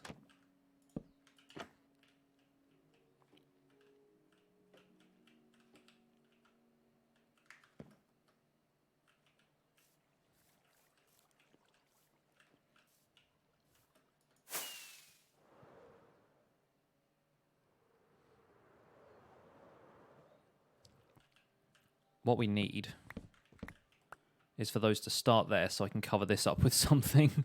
Because this just looks weird.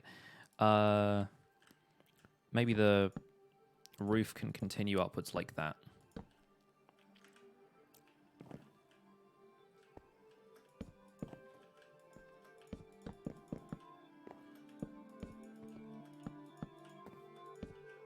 Like so. Just a few more of those needed.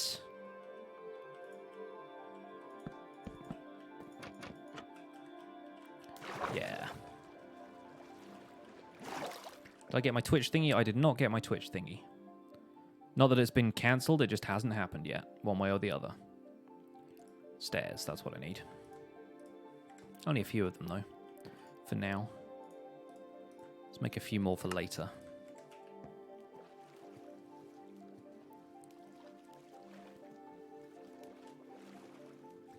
Wasn't Swampy the guy who sat in trees to do protests? I'm pretty sure he was. Old Salty Spud with a Twitch Prime sub. Thank you so much for using your Twitch Prime subscription here. Enjoy your emotes. Welcome to the Pixels. You are 1 in a million. And I appreciate the support.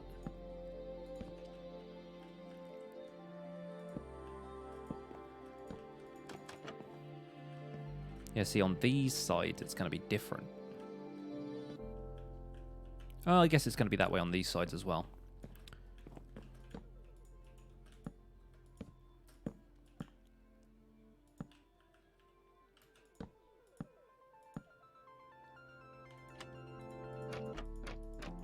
I think I want to do something in the middle of some of those.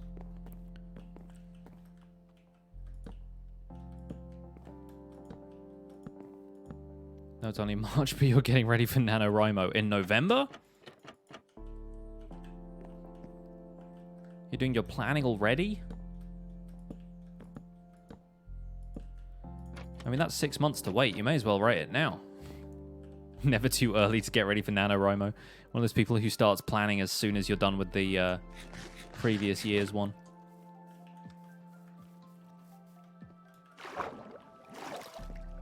Yeah, this is weird, but I like it. Really like the music we have playing. This is the Minecraft soundtrack. Makes perfect sense to be playing this type of this type of music. Yeah, I think we need cobblestone on the roof in much the same way we have over there.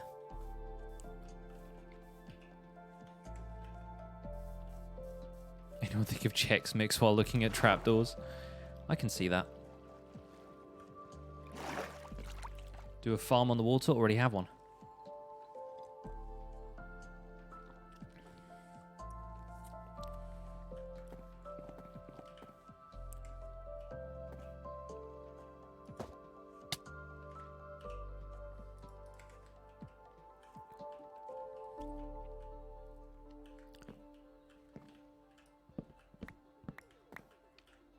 I don't think we need this top row. I think this roof part needs to be a little bit lower.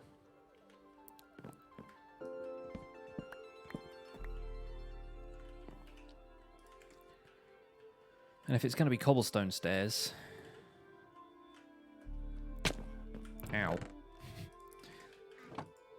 Maybe a little bit of spruce stair mixed in.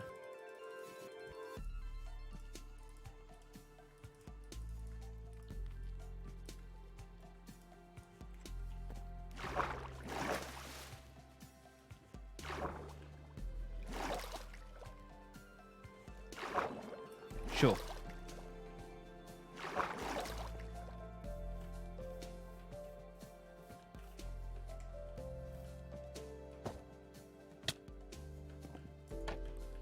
Trapdoors are so useful for getting up to places.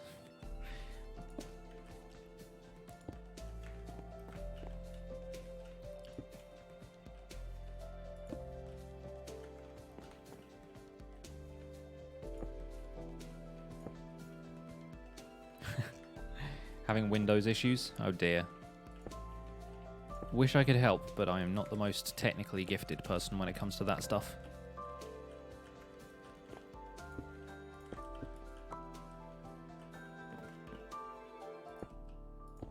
Like an animal or crop farm on the water. I have a kelp farm. It's over there.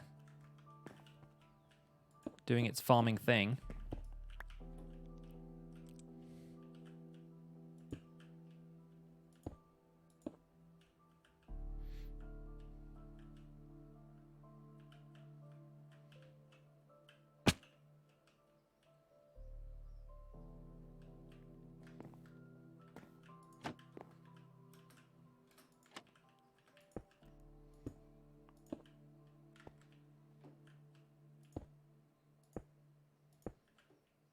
All sorted now after a magical unexplained moment or two. Computing!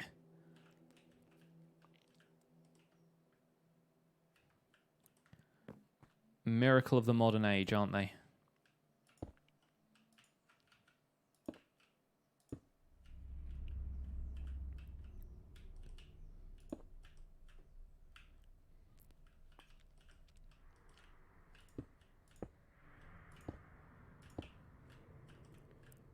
See, the question is, how are we going to reconcile this bit?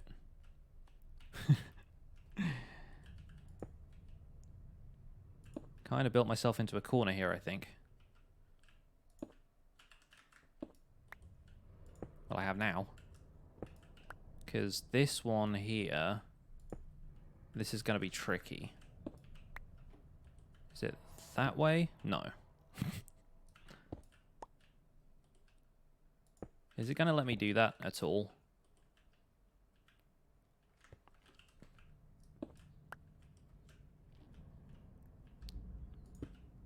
If I do that and then do that. Nope, it's still not doing it.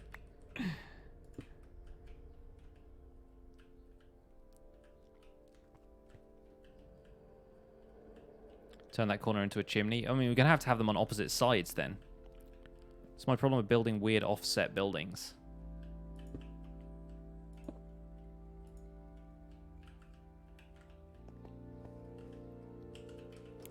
Then again, this is just going to poke out the top anyway. It's going to be visible from one side or the other.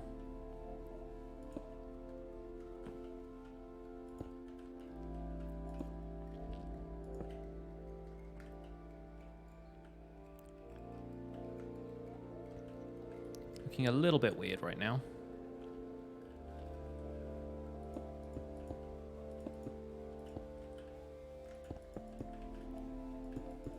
And then just that on top. What do we think? It looks offset. It looks weird and wonky.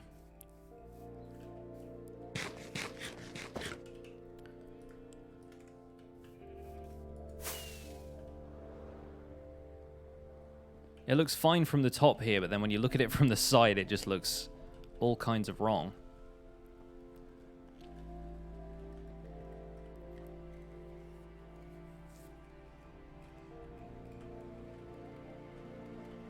Usually to make the walls different heights so the awkward bits don't line up and interfere with each other. Yeah, that's probably the case. Clancy, thought you'd come say hi. Thank you for the 3 months.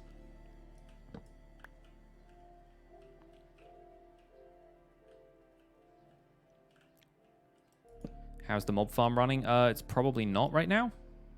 I mean, it might be. Occasionally.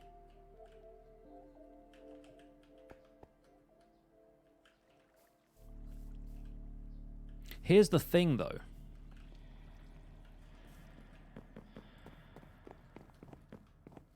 Here's the thing, though. We said we were going to link these together using a bridge.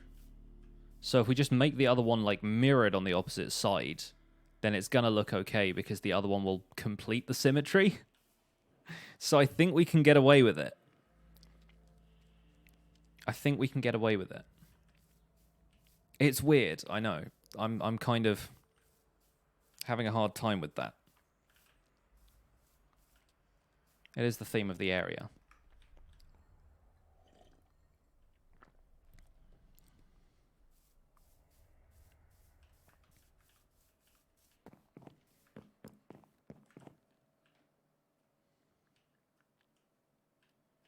So we've got 1, 2, 3, 4, 5, 6, 7, 8, 9, and then we'll start there.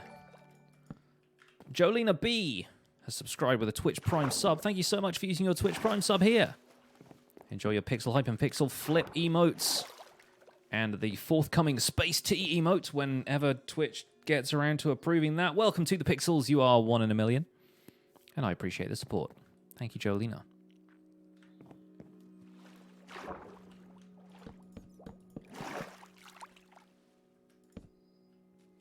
Okay, so now we just mirror everything.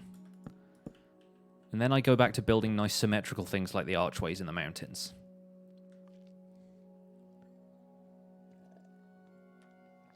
I call false about the symmetry. Haha! Bet she's never heard that one before. You guys and your jokes.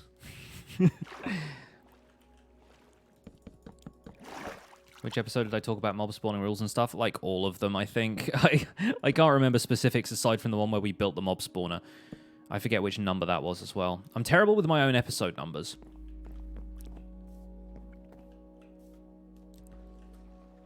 So the walls are all like 7 blocks wide, and then that pillar comes out one. So we've got 1, 2... Wait, 1, 2, 3, 4, 5, 6, 7. It starts like there. Wait, no. 1, 2, 3, 4, 5, 6, 7, and then here. Well, that's good actually. If it comes up right in the middle of this little like rock formation thing.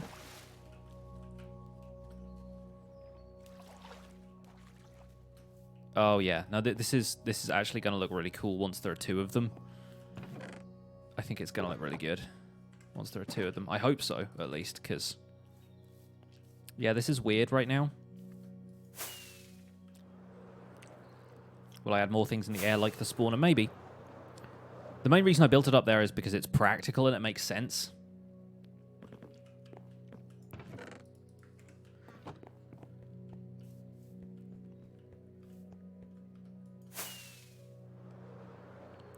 Like, the mob farm sort of has to be there if I don't want to light up tons of stuff. So it makes sense for it to be there, whereas other things don't really need to be in the sky. One of the projects I want to build, if not this week, then next week, is a drowned farm. So I will have to build that in the sky. I do have to build it in the sky above a river, though. So that's potentially going to be difficult. Also, I've just looked at the numbers right now. 170 people here? Thank you so much. I've not been paying attention to that at all, but wow. You guys turned up today.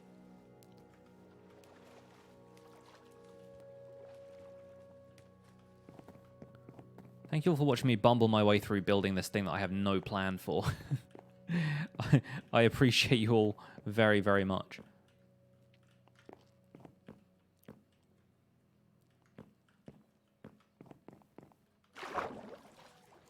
So 1, 2, 3, 4, 5, 6, 7, and then there, and then in 1 block.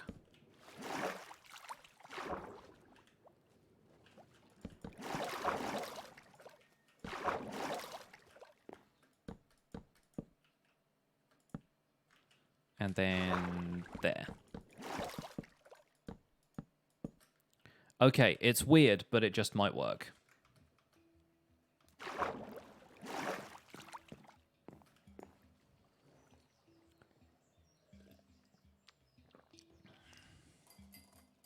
Gonna eat one of the green M&Ms.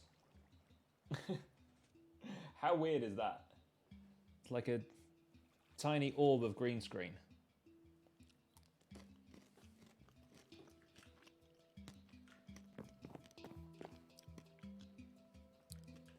That's what happens when you're a good content creator.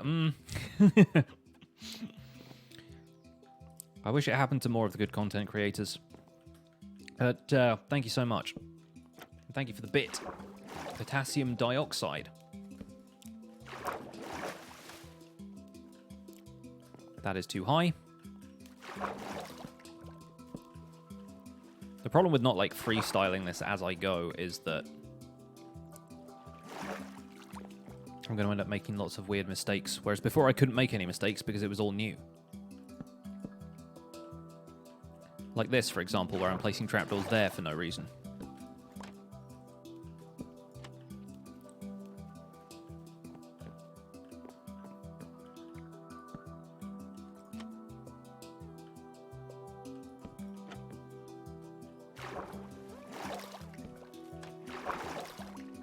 Do I still have that green suit? Yeah, I do.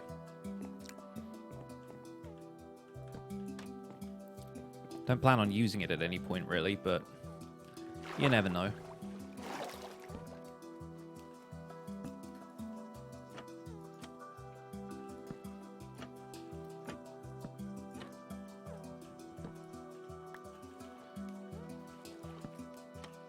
I feel like the only person who's allowed to wear a green suit is Iskal these days.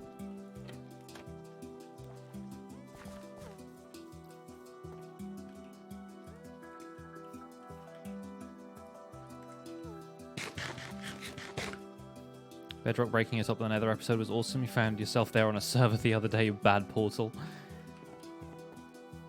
Hey, if you can get back, then good. But getting stuck up there without a means to get back down is a frightening thing.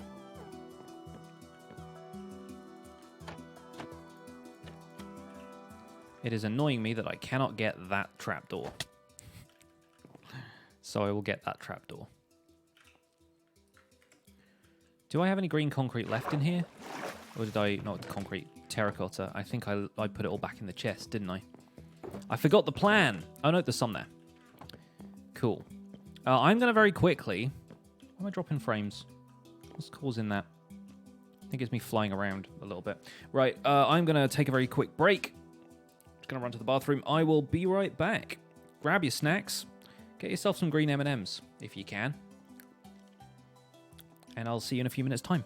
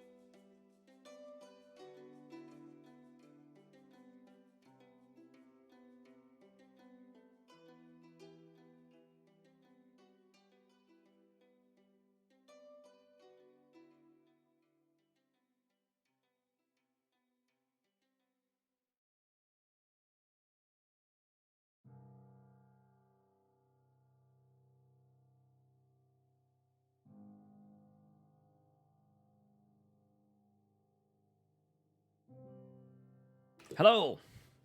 One of these days I'm going to get a green chair and then you guys won't even know. It'll be fun. Alright.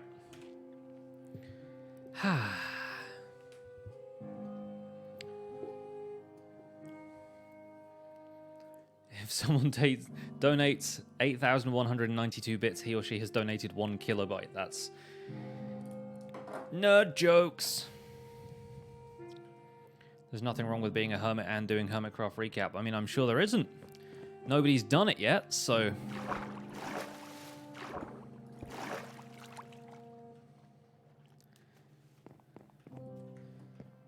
Personally, I think it'd be weird, but... That's my personal thoughts on the matter. I won't get the opportunity anyway, so... No point in worrying about it, really. There isn't already this many viewers, is there? I mean, these days we get people here. We pull them in. I'm forever grateful to you guys for showing up, because you guys really have been these last few times.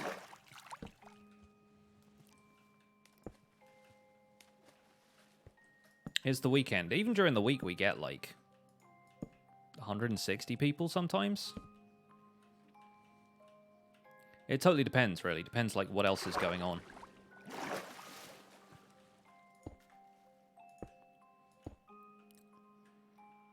Don't need that one. Wait a minute. Building that all in the wrong place. Good thing I caught that now. It's supposed to be one block back.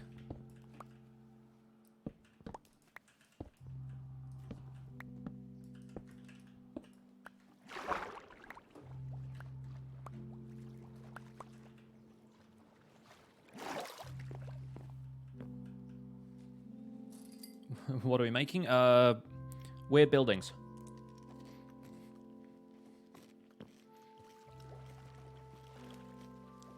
I still think we need to do something about that roof, but we'll figure it out.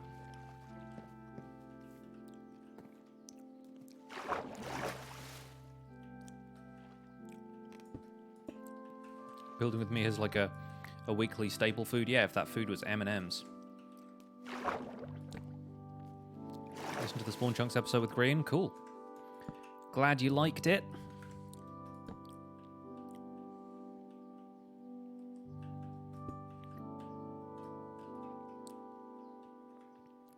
Shantytown. Yeah, kind of makes sense. What's up, Lizzie? When will the next survival episode be? Tomorrow. The schedule for Survival Guide is Monday through Friday, 11 p.m. Not 11 p.m., 11 a.m. UK time.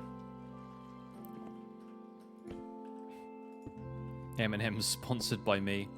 I mean, I buy them. I guess that counts as sponsorship.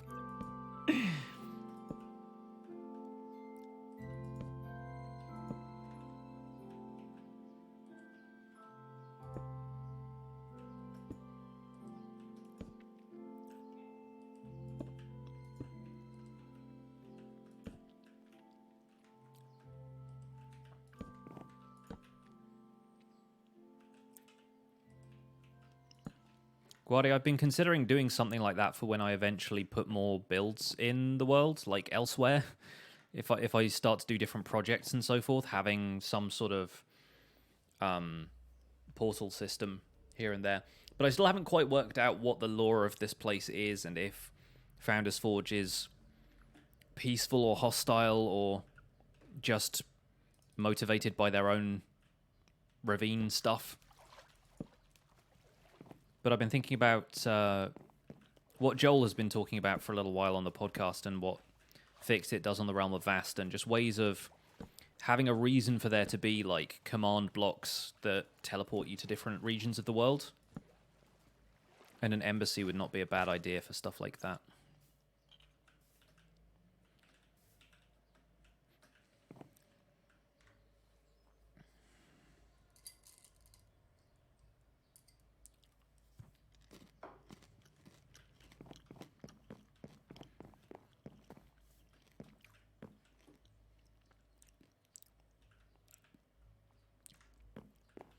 What is the tastiest looking Minecraft block? I don't know.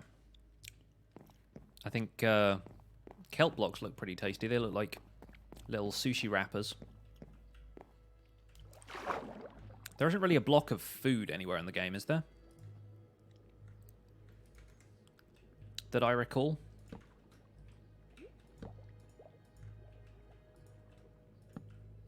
If I tried or done any map art. Back in the day, back on Decidedly Vanilla Season 2, I went out into the Wastelands, which was basically our region of the server that was designated for strip mining and whatever other kind of projects you wanted to, and I made a damask wallpaper design. It was a little bit extra. Also, this wall needs to go in one block. But yeah, I made a damask wallpaper design, and I made an episode about how to wallpaper your Minecraft house. It took ages. I mean, it's like 16,000 blocks or something, right? And that's just the wool you need to put down to make it a black canvas, I suppose. And then yeah, you have to do all of the extra stuff on top of that. It took a while. But I'm trying to think exactly when that happened. I'm pretty sure I was unemployed at the time, which may have helped. These days, of course, we could do that more as a fun weekend project, right? I also made the mistake of giving a black background, which is really not something you should do because that involves just having that much black wool, and that much black wool takes a long time to harvest.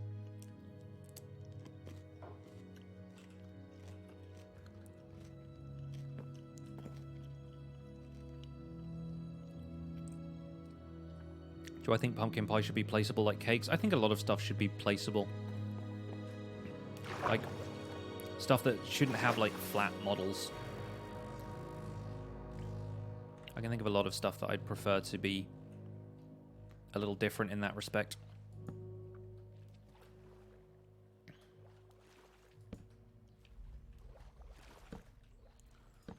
Like, it would be really cool to just be able to place your sword on a table somehow, but then, like, how would you even do that?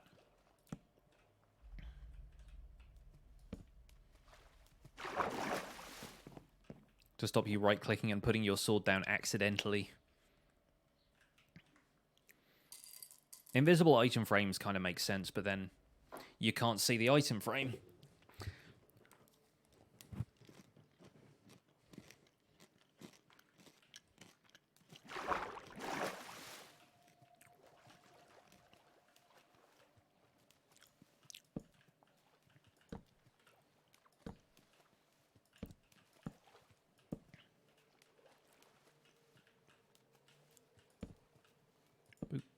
Boop, and boop.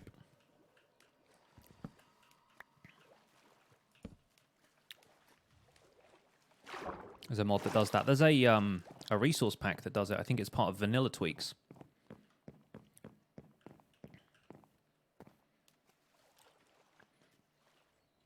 Why didn't I upload the video today? What video?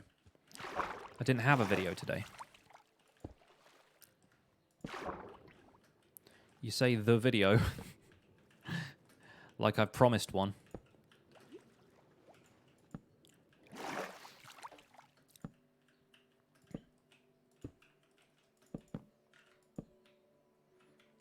Block palette looks nice and grungy. Yeah, it's a swamp thing. Hashtag just swamp things. Oh, that needs to come out a little sooner, doesn't it? 2 blocks that way. And then here.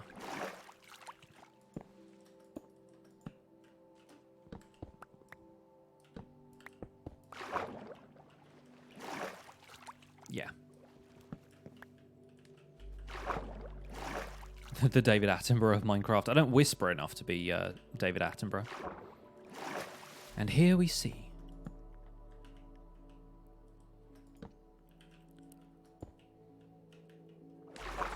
The creeper in its natural habitat.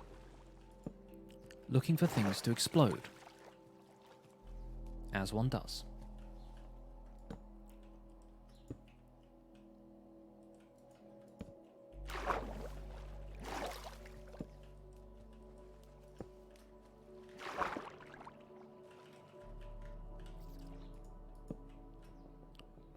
Not really much point detailing the bottom parts of this because I'm going to come through and terraform bits, excuse me, around it anyway, but yeah, it's coming together okay. Hey, Midnight's Dragon, thank you. Glad you like the series. Thank you for making it to today's stream. Apparently I need more spruce.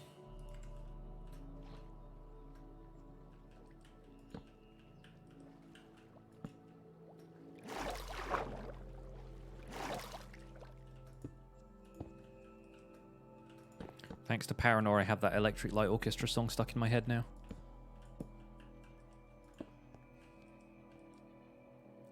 Spruce. You've really got to roll the R. My wife is so excited now because she never really used to be able to roll her R's, but now she's learning Spanish. She's kind of been practicing, and she's actually really getting it. Which is kind of funny. I think it's one of those slightly genetic type things where, like, you sort of either have it or you don't. Like being able to wiggle your ears or raise one eyebrow, then the other. but she's very happy she's started to master the tongue rolling.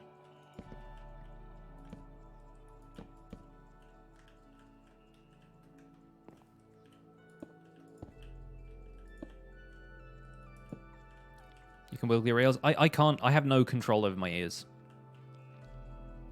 Like, I don't know what they're doing.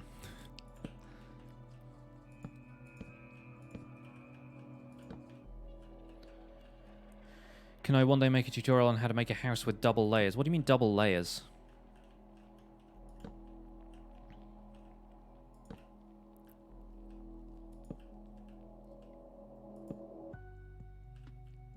It's more learning it from an early age. Yeah, I guess so. You're kind of more elastic as a kid.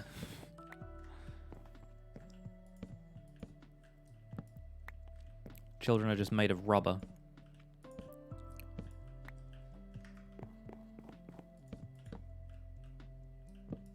Couldn't roll your R's for 20 years, now you can. Nice.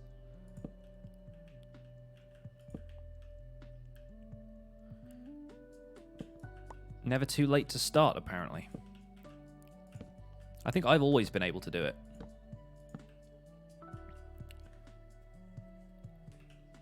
I used to be one of those annoying kids that would just walk around the house going, you know? Probably drove my parents slightly mad.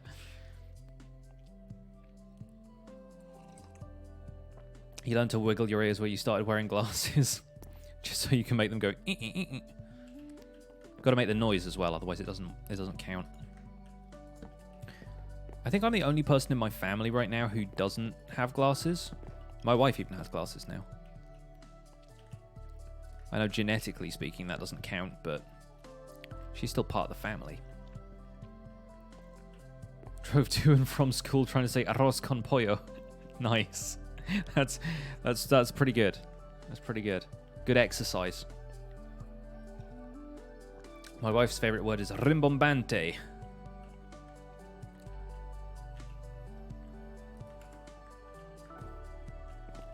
Which I just like saying anyway, because that's a solid word.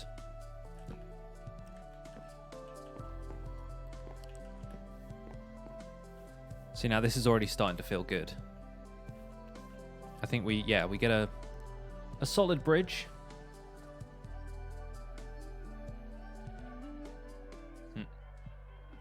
Need to call my mum after the stream.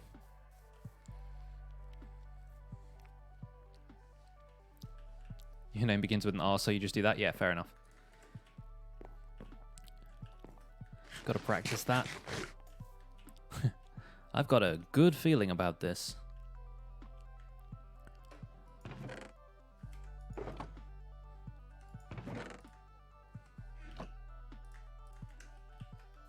Need to go and grab more cobblestone.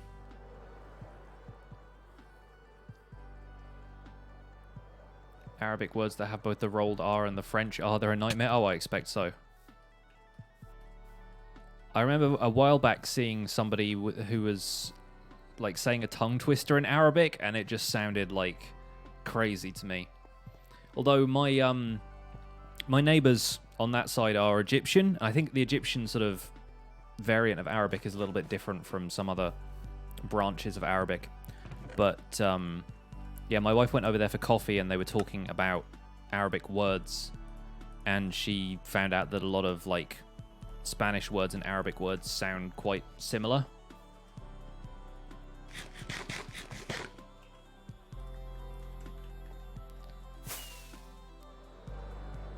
You're about to use your storage system on the SMP you play on? Nice. Hope it does well for you.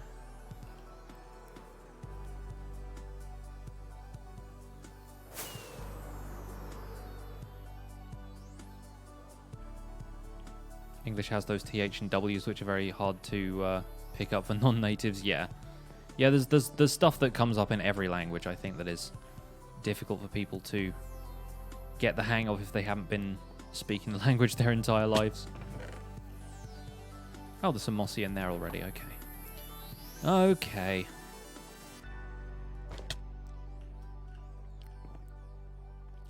So that starts there, doesn't it? Yeah, okay, good. We don't have to copy the mossy cobblestone exactly, so Can always do bits and pieces of it here and there.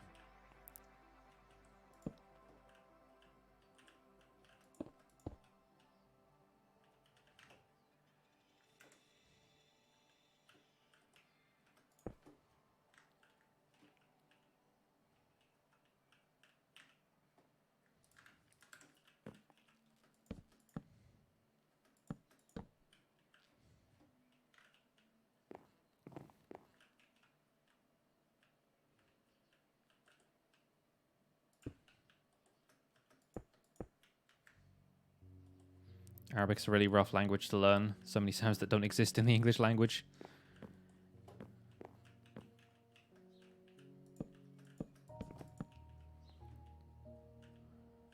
Is that... Yeah, that's right.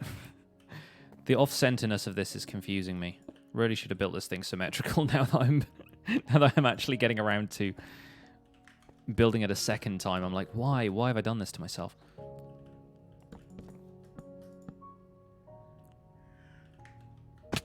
Wow, okay. I don't know if you guys heard that. There's a crow diving past the window, just going, "Arrgh!" Animals be crazy.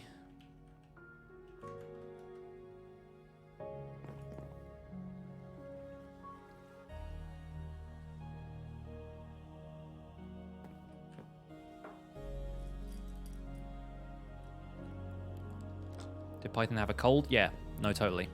He definitely had a cold. That's part of the reason he wasn't speaking all that much in the part where we were touring my world, aside from the fact that I was explaining what everything was and did. But yeah, he was like, I've been holding back a cough for the last, like, 10 minutes, basically. He was like, when the camera stopped, he was like, I just need to mute my microphone and cough my lungs up, excuse me, for a second. Poor lad. I hope he gets better soon. He said he was going to the doctor for it, though, so he's doing something right.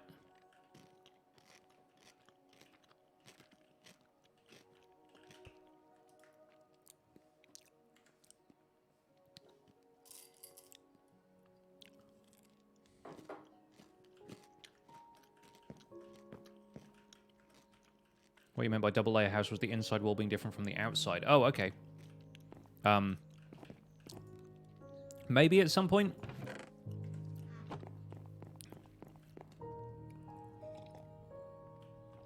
I don't know if it's the kind of thing that I can necessarily do a tutorial about, because to make the inside wall different from the outside wall, all you have to do is build the outside big so that you've got enough room that when you've decorated the inside wall with a different type of block, you can still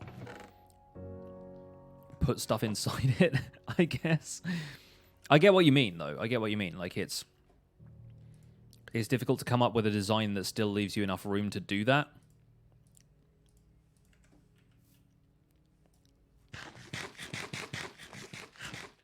These aren't even the world's crunchiest M&Ms. These are just the normal ones. The crunchy M&Ms are were out of stock when I went to the store.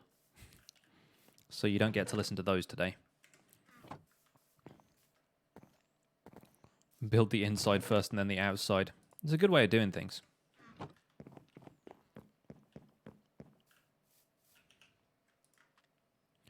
So this part we need stairs up the insides here.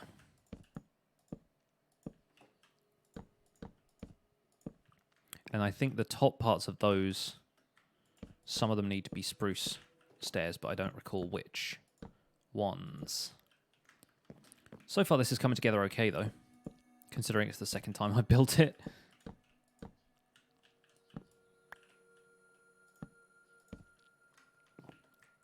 The music had gone all quiet. I thought Beethoven was on. He's leaving us alone for today.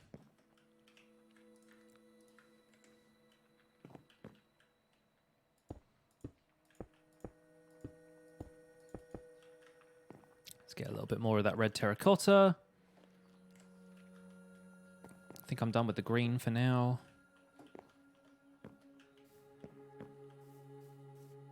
Yeah, it's coming together. It's coming together.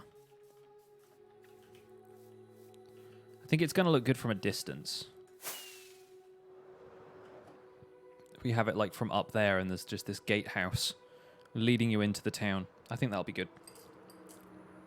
Play a music disc while I'm working. It's kind of what I'm doing. Like, the music discs will all come on in order after a couple of tracks.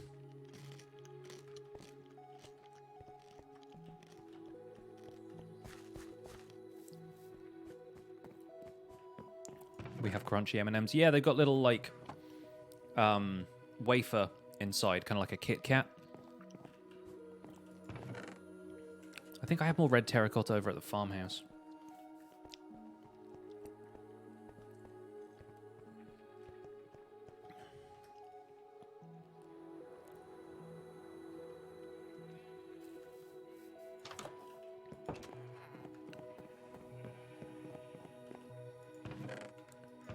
It's in one of these. There it is. Knew I had some somewhere. We don't need this much anyway.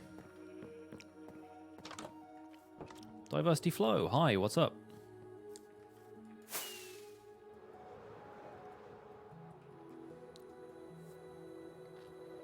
You're the only one who's a little worried that you're going to fly into a tree or something. I'm good. If I do fly into a tree, it's not a problem.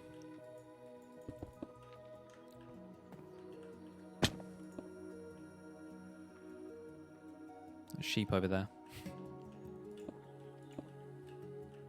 Have I tried caramel M&Ms? I think I have. They had some at the supermarket the other day, but I was like, that's not going to work on stream. My teeth are going to get stuck together. I disagree.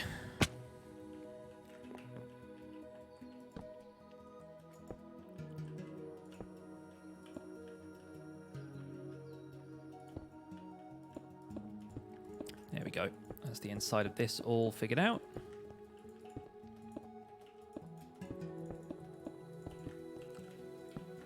And let's leave torches in there just in case we block those up. I always try and do that with this.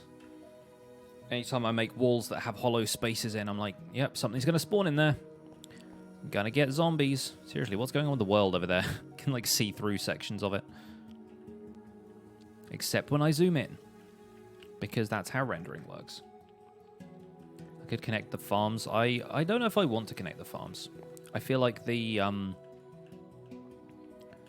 technology of this place almost feels more primitive than that.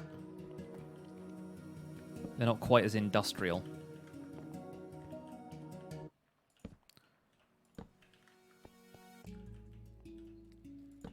Real Flipper, hey, what's up? Really want some M&Ms right now. Sorry, guys, I'm hogging them all for myself.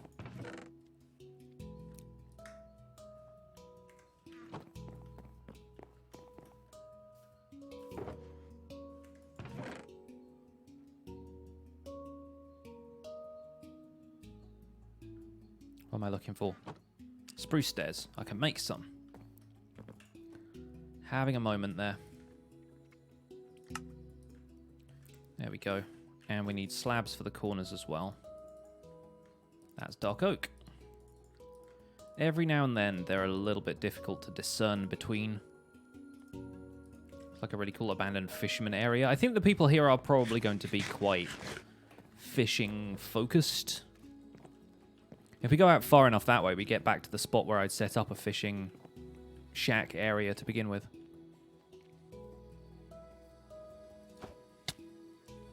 You guys think Shaq goes fishing?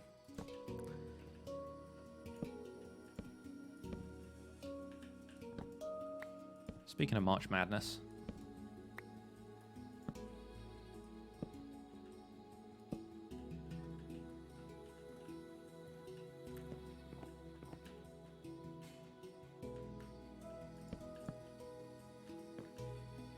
Are the fishermen that abandoned?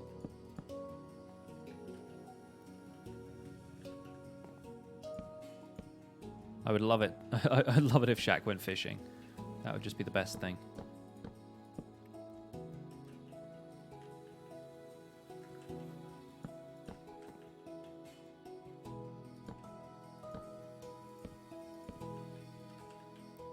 On a giant yacht.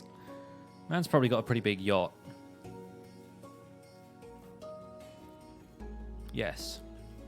Yes, okay, okay. It's coming together. Coming together.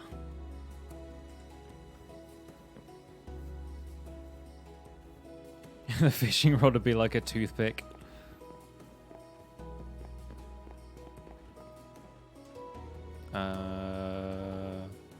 Hook. See if that lands in the right place. Good. Great start. Of course it went straight down that hole.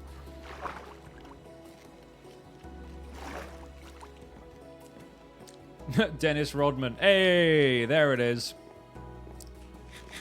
The best joke is always in the chat. Well done, Shane. Excellent work.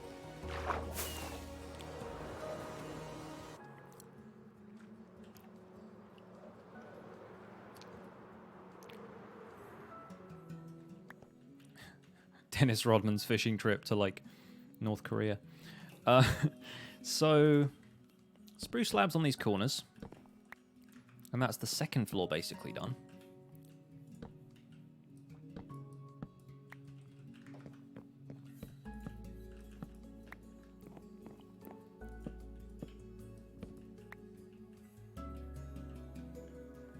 And then we have basically a perimeter of spruce stairs around the whole outside of this, kind of. That is how this works, right? And then it goes... Did it go out to each of these corners? I put the jungle logs in there, didn't I? That's how we did it.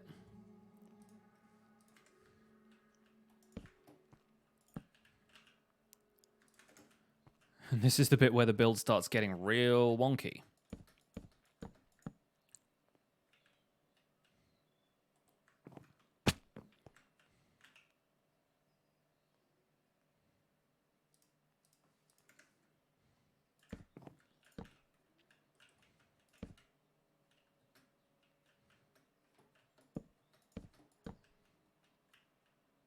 Does it go? No. No. Goes there.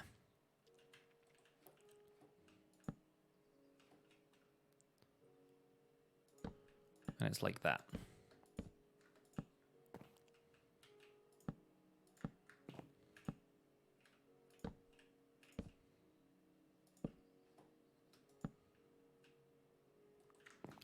Sort of. Just about. Maybe. Ish. Just put your kids' laundry away and liberated 5 laundry baskets. Wow.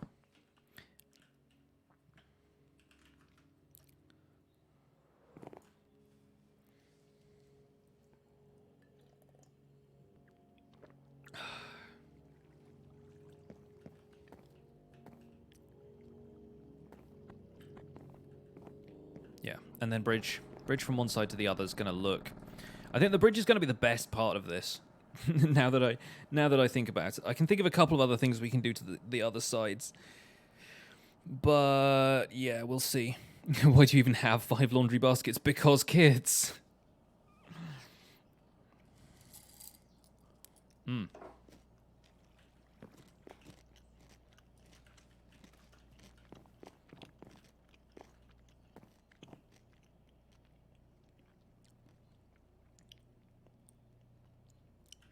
Yeah.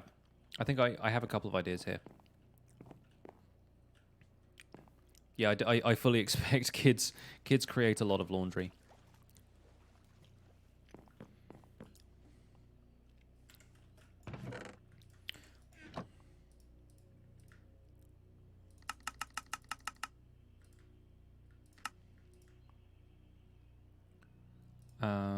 What's the best type of wood to do this with? Probably jungle logs at this point. Make some sticks, make some more fence gates. Perfect.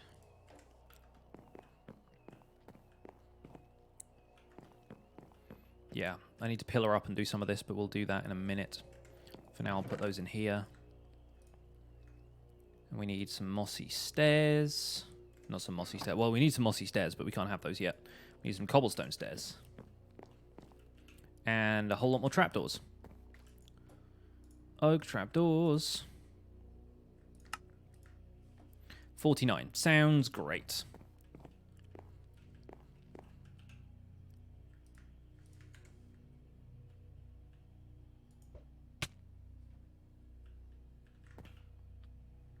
Can you not call them kids? Fine. Baby goats.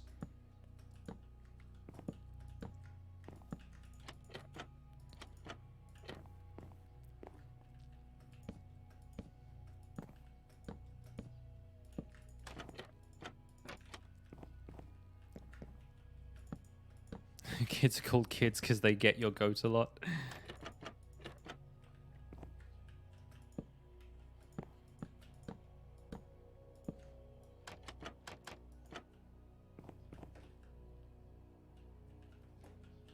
And now cobblestone stairs. Which I guess are going around here. Although the other way up.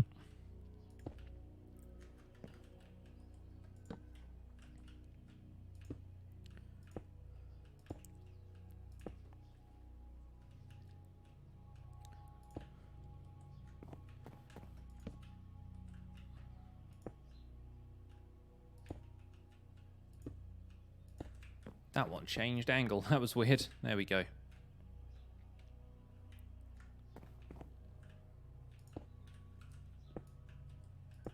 That way. Come back. I need you. Definitely going to need a lot more cobblestone. Yep. There's only mossy in there. Can't use that. Technique of dealing with parenting expressed by dealing with by using puns.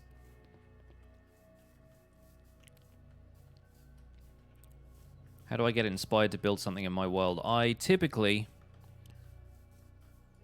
look at the biomes and stuff. If it's a swamp like I'm building in right now, I think what would look good in a swamp, what kind of colors, like how does it react to the water? Is it going to be run down or is it going to have persevered in the swamp despite not necessarily being built on a particularly stable ground? Like right now the thing we're building is supposed to look run down and slightly like offset. Because a swamp is not a stable surface to build in.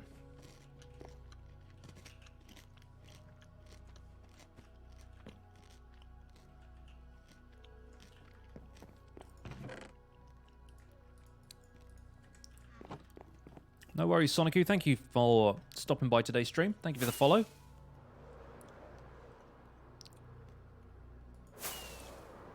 I'm Stevie, was just watching the series. Hey, welcome along. Now you get to see it happening live. Live and uncut.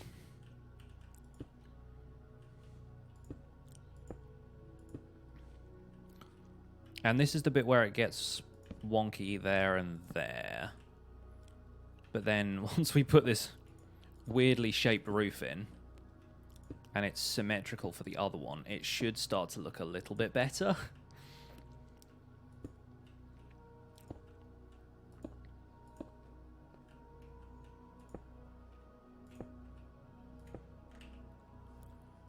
Remember, the whole point here is that this is... well, not using those slabs, are we? The whole point of this is that the buildings were probably... like symmetrical at one point, but they just kind of like sagged slightly and twisted.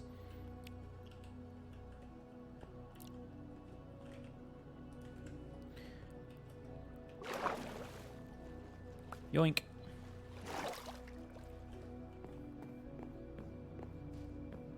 Yeah, they're kind of nice as a pair. Like I said, once you mirror it, it adds in that element of symmetry that we were missing from the original build. I've still got to put those slabs in the corners.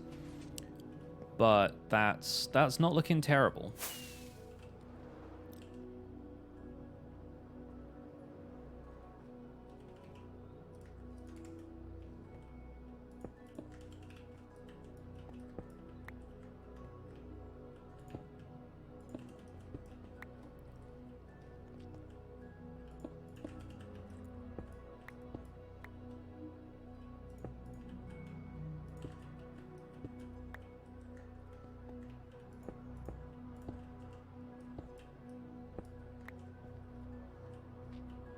I think that's still silly looking, but it'll work.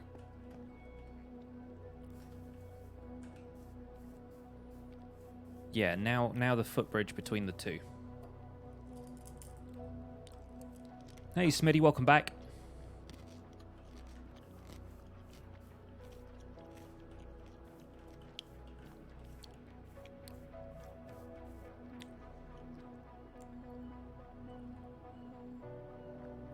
Have fun walking the dog, Crystal Alpaca.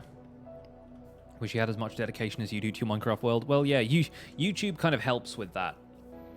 I find. I think I'd probably be a little less committed to this whole endeavor were it not for the fact that my YouTube audience and now the Twitch audience is just so excited for this series. You guys definitely help with that.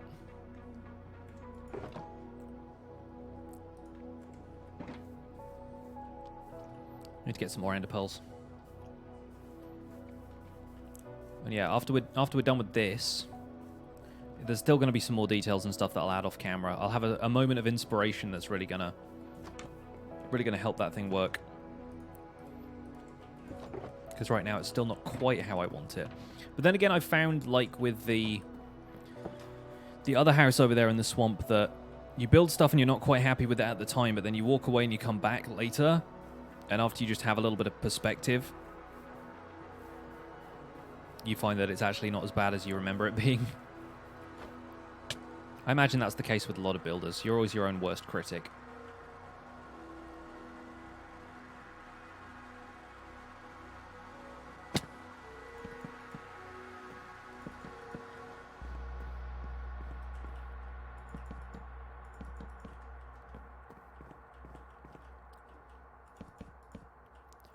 And once again, I've run out of oak fences. Nobody is surprised by this.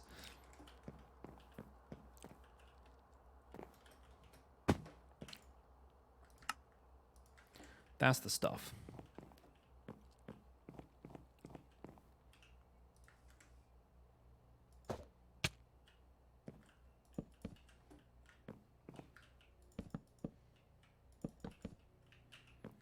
Then between these two, I guess we're going to cut it out here.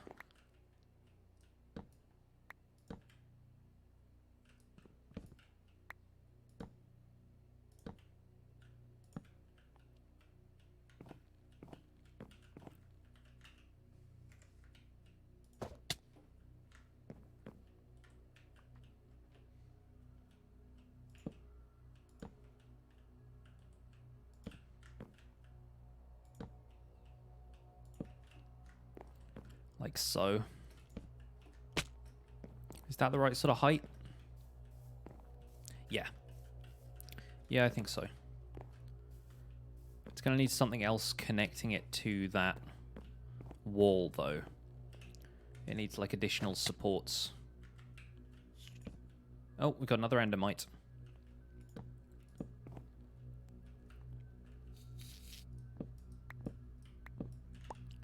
Maybe something in the form of blocks and slabs rather than stairs. Don't necessarily want it to be a diagonal thing. Like so.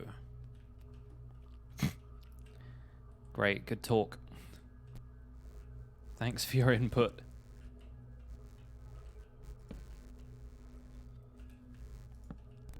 There we go. 4 endermites in one stream, new record. It's the first stream I've used this many ender pearls, that's why. I don't normally use them all that much when I build. I tend to get very wasteful and use fireworks and stuff instead. But yeah, there you go. That's looking alright. We'll probably put one more slab underneath there. But then let's do the same on this side.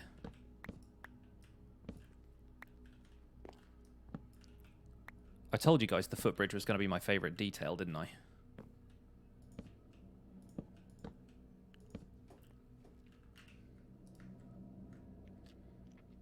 Need some more planks. I'm going to run out of those in a minute as well.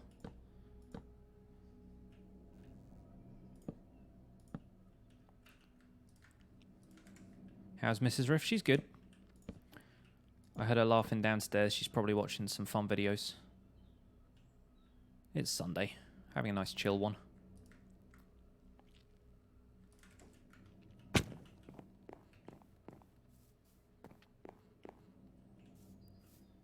I feel like the top part almost needs to be perhaps bulkier and maybe a little higher. Not certain yet. Footbridge, yeah, for people to walk across. This bit.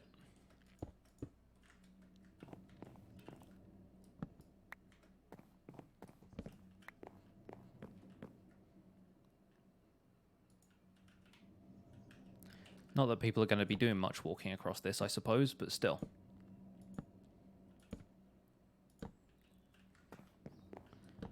The people in this case are hypothetical at best.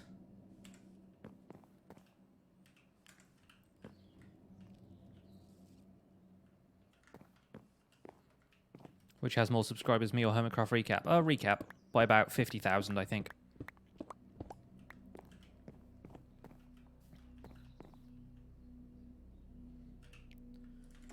Yeah, in the middle of this. Great, I just placed that on the one piece of grass path there was in this whole section. Slab here. That's what we want. Do we, though? You know, I'm not certain about that now. No, it looked better the other way.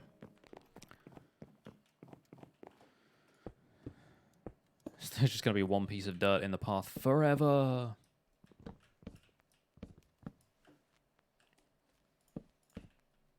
Didn't even put it on that side yet. Take that out. I think it's going to look better this way.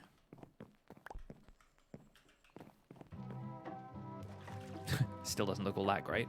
I think what it needs, though, is to have connections in the form of some dark oak stairs.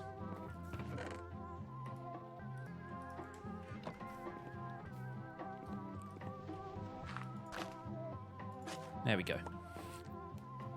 Fixed! You can't silk touch grass path, no, it just drops as dirt, I think. I think that's how it happens anyway.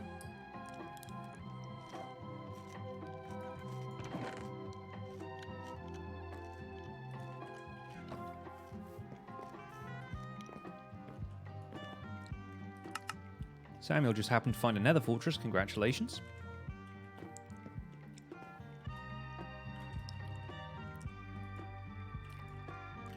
Can't quite reach that, can we?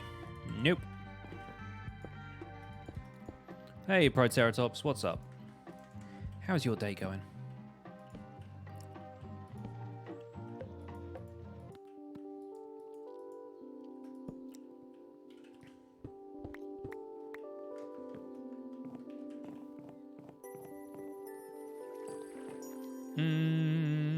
Yeah, sure, whatever. Don't overthink it, just build it.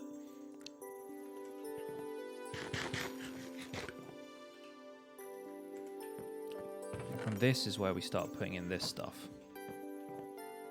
Hey, Ender Boss.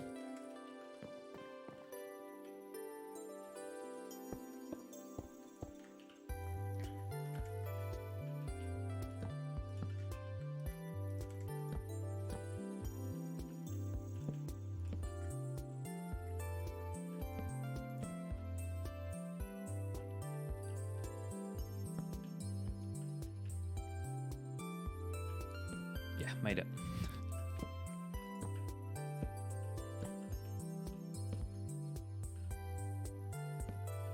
That's what I thought was going to happen last time.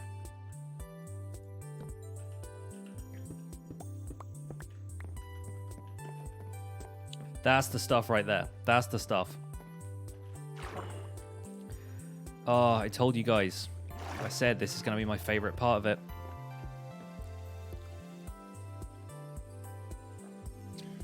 Definitely getting there.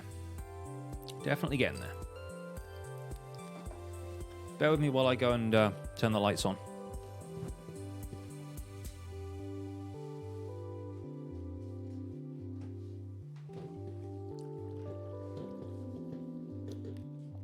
Okay. Now we're cooking with gas.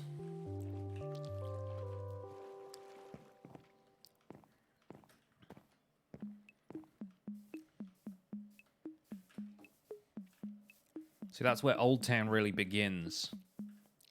Like a gatehouse kind of thing.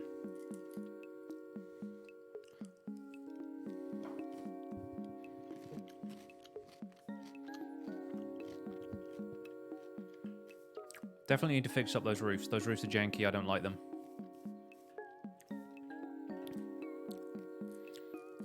It might be that we just need to space out the top parts so they're not asymmetrical. But I think it does need to be taller.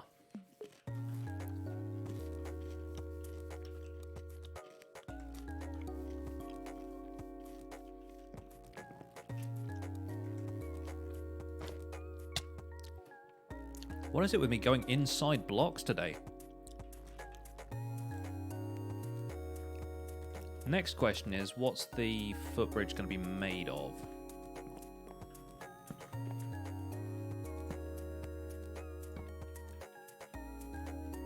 I don't want to go too spammy with the different types of wood. I think it might have to be oak. Ba-ba-da-ba-ba.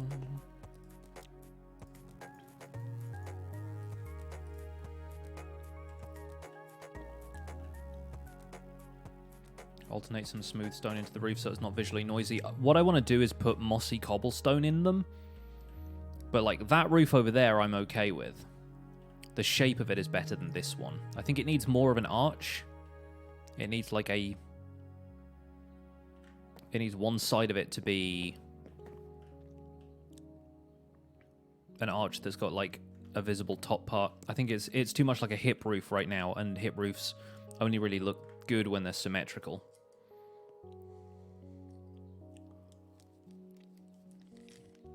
Hey, Leo. Thank you so much for stopping by the stream. Glad you're liking the Minecraft series. Excuse me eating some M&Ms. I feel like I make a terrible first impression.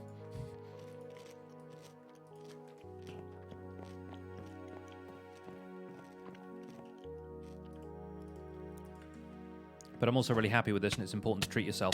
Seriously, with the suffocating me in the blocks now. Come on now, game. Work with me here.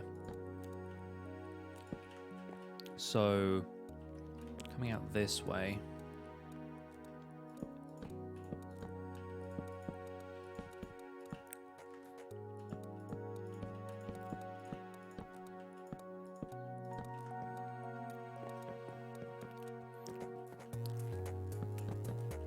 Yeah, that's better. Although that dip there is going to annoy me. So push it back one, like this.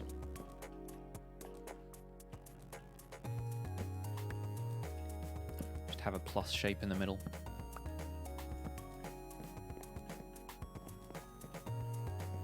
Yeah, there you go. It's a bit smoother.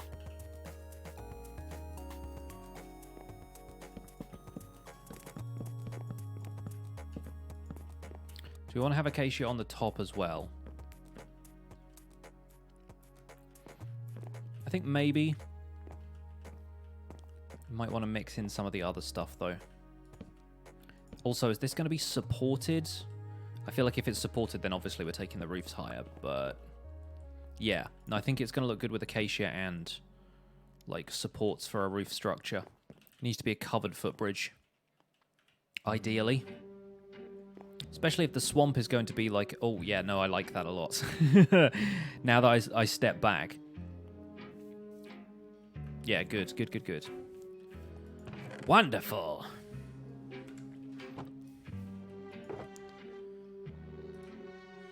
Oh boy, we've got a lot of work to do on this, but also a few like overgrown sections here and there. Yeah, definitely. Yeah, definitely.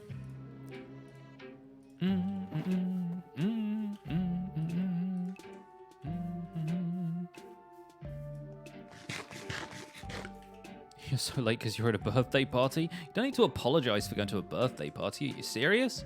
Hope you had a good time. Throw in some vines. My problem with vines is they just go everywhere. And I know you can restrict their growth with certain things, like putting string up and stuff, but I don't really want to have to do that. And also the vines in certain areas of the swamp just end up looking brown, and I really like the green that happens elsewhere. Does LoyXP really write Hermitcraft recap? Yeah. We co-write it, which means I do half of it, but that's only because we watch half of the Hermits each, and having him write all of the stuff that I've watched and taken notes for would be kind of weird. So we split the writing duties quite evenly between us, but he's like the chief editor, like he gets the kind of final say on whether jokes are good and stuff. Music is spooky, I know, right?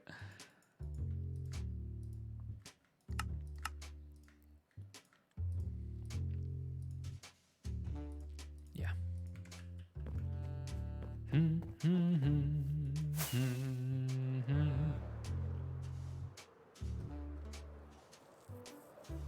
Will I ever join Hermitcraft? I don't know. Hermitcraft has to invite me, which I don't think they plan to, so...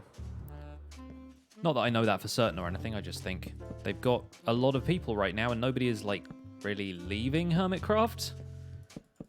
I feel like once you've got that many members, it just seems like, you know, you've got enough for a while.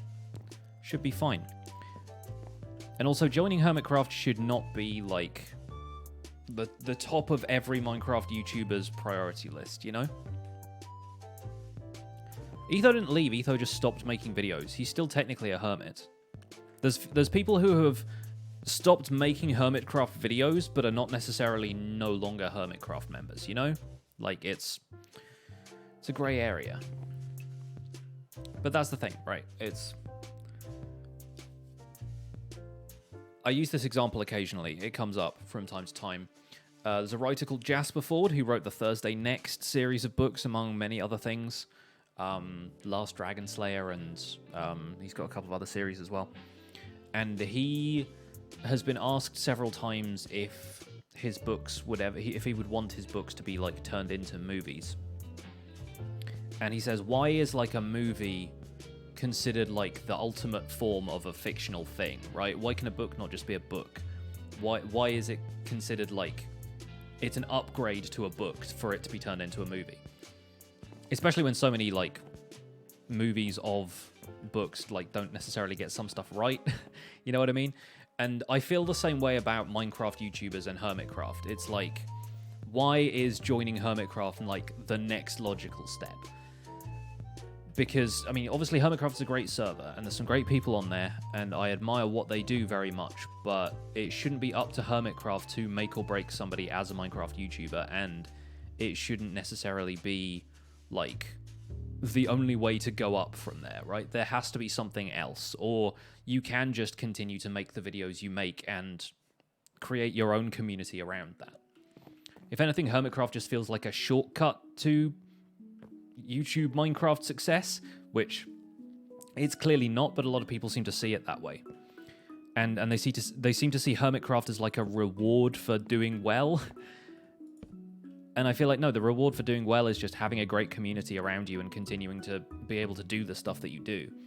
It's a weird attitude, and I know people don't mean it that way. People mean, like, you know, I want to see you collaborate with all of the people that I already watch, and it's going to be fun to see how you interact with a multiplayer community and stuff. But it's interesting, because I don't think I would do a huge amount of stuff on Hermitcraft that I didn't already do on Decidedly Vanilla. It's just that Decidedly Vanilla maybe isn't as well known, because the people on DV don't play full-time, and they haven't been making Minecraft videos for all that long, except some of them have been playing since, like, beta, so I don't know. It's just one of those things, you know? I've collaborated with some people from Hermitcraft. Like, I interviewed Grian for the Spawn Chunks. I've done a whole series with Python. Like, you can still make those connections without necessarily being a part of the Hermitcraft server. It'd still be great to join if they wanted me to join, but at the same time, I have my own priorities, and I don't try and dwell on whether or not Hermitcraft is going to invite me. Like, end of the day, it would make a difference, but you know, it's not necessary for me to continue doing what I do.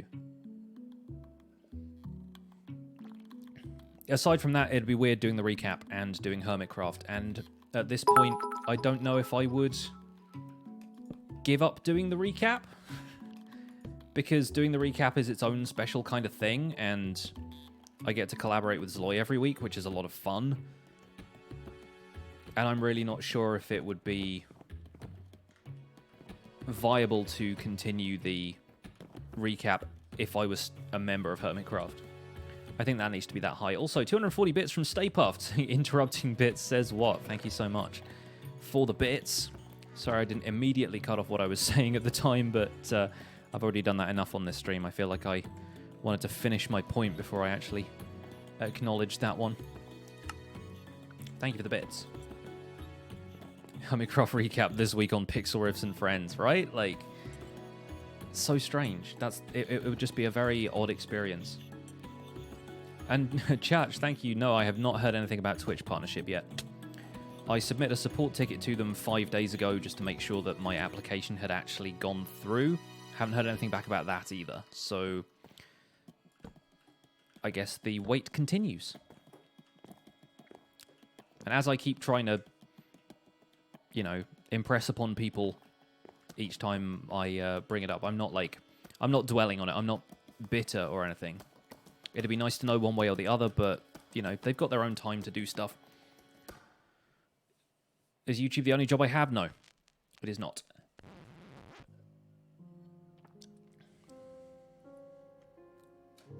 Why dogpile everyone onto one series? You'd rather have two fantastic servers running instead of one. Exactly. Like, there are a few different other servers out there.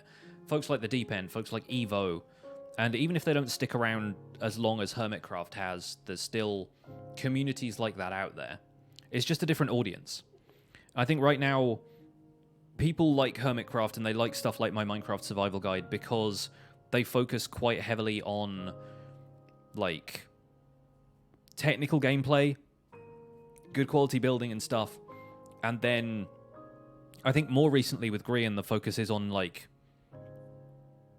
I guess a bit more roleplay, a bit more kind of just having fun with fun concepts and dressing up in weird costumes and that kind of stuff. And it's not necessarily a different direction than what some of the Hermits have done before, but it feels like it's got a different energy. But I feel like other servers already have that energy, but they don't necessarily have people making, like, unique redstone contraptions like Doc does, and, you know, crazy villager trading systems like Impulse and so forth. Like, I don't know. There's so much technical effort and expertise goes into Hermitcraft. I feel like that's why people still hold it up as, like, the example for Minecraft YouTubers.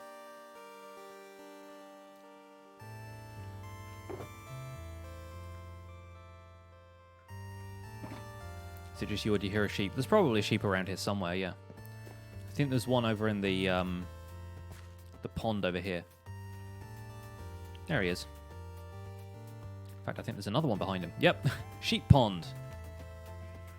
We're planning on making a world download for you to play on. Eventually, yes. Not right now, though. It'll be done when it's done. Right now, I've got to fix these roofs.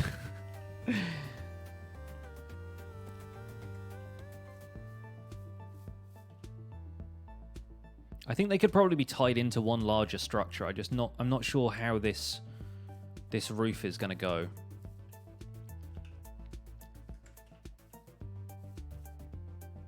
I think maybe we need more logs on the top row as well, kind of mirroring what we have underneath there. Potentially that's how it's going to work. Hey, 100 bits from Ninja Mango. Love what you're doing with the series. Could you make a video on dealing with dying and losing everything? You will enjoy tomorrow's episode. Literally, that is the episode I recorded this morning. Because, I don't know if you saw the last stream I did, but that is what happened to me. I wanted to make an episode at some point about dealing with losing all of your items, and then a charged creeper blew me up during a thunderstorm, and I lost all of my stuff. So that is entirely the focus of tomorrow's episode.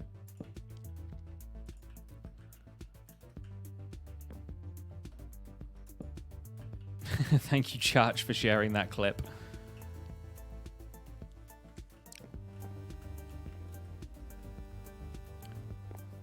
Let's see. Need more spruce wood. Don't have any over here. Back to storage. Let's see. Is this where I drop frames?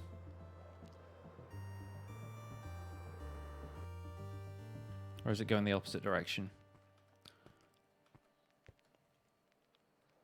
Just lost your stuff in the nether, then the void. You've recovered mostly now. Yeah, it always sucks when that happens. I feel like that's probably the message of the episode for tomorrow. It always sucks when that happens. Minecraft Survival Guide, episode 103.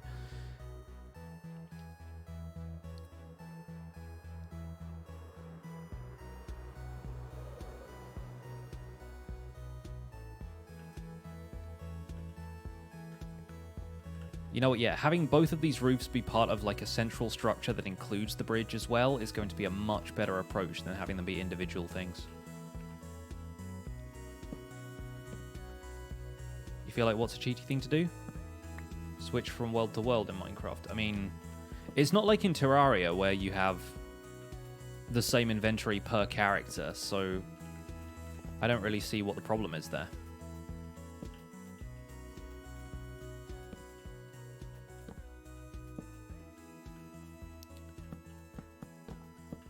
Unless you, unless I've misinterpreted what you mean.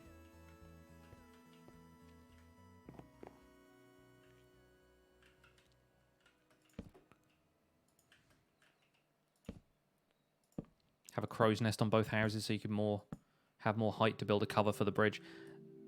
Yeah, I'm definitely going to restructure the roofs of both of these. They're not looking in proportion with what I'm building here. The question is, do we want that to kind of complete the look of it from the side? Oh, I can't get through there now. Get around the outside. Like so. Yep, the roofs definitely need to be taller. And probably involve a little bit more red as well. You have a weekly backup of your world just in case you lose all your stuff. Hey, I should start doing that. No, I like the challenge of doing it in survival. I like the fact that I've been able to get this far just in a survival world. So I think, well, I did do... I died on camera a couple of times for tomorrow's episode, but I did it in like a backup of the world just because I was intentionally running into creepers and stuff. But I don't know if I would like back up my world just in case I lost everything. Like I definitely wasn't interested in doing that after I got blown up by the charged creeper, and that was possibly the most extreme case of item loss I've ever had.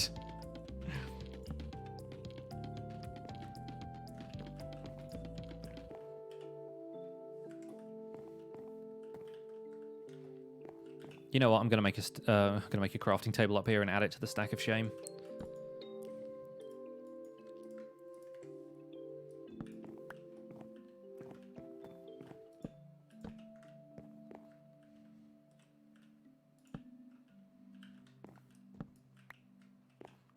Do we do something like this, maybe?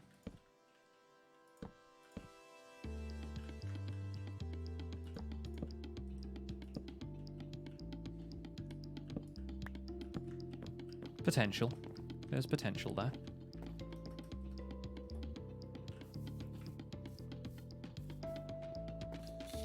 I thought I saw another one. How many endermites is that now?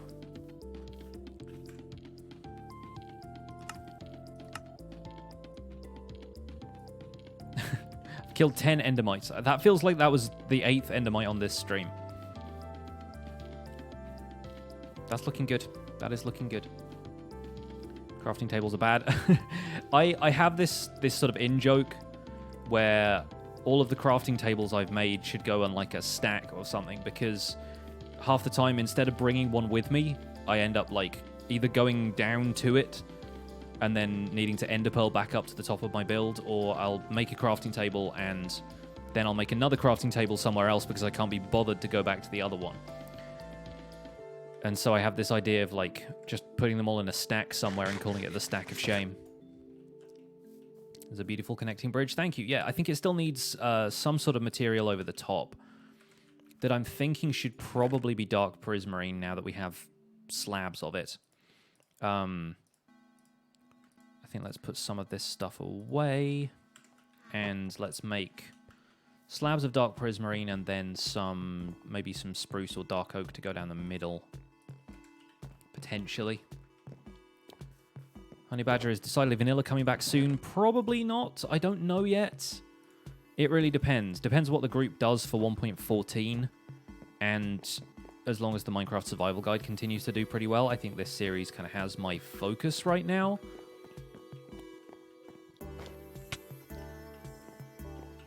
The thing I'm looking for from DV right now is an experience that I can't have making survival guides. So it would have to be like a situation where multiplayer is really essential to have the full experience of something from 1.14 maybe. And I can't really think of anything that really needs multiplayer aside from maybe Suspicious Stew.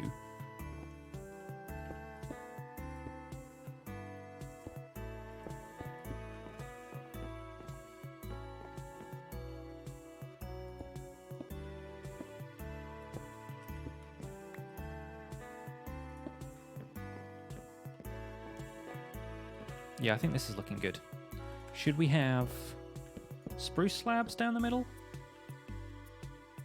I think it needs redstone lamps in. It needs some sort of lighting. Lanterns. Finally, someone just playing survival. Yeah, I kind of pride myself on being vanilla modded. Vanilla only and not so much with the modded. I play modded stuff occasionally, but not really on stream for a while.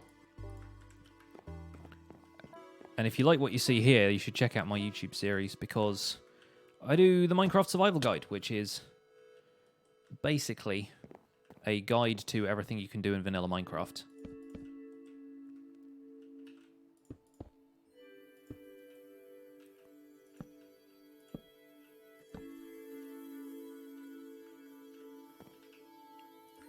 I'd appreciate you keeping the chat PG, if you don't mind.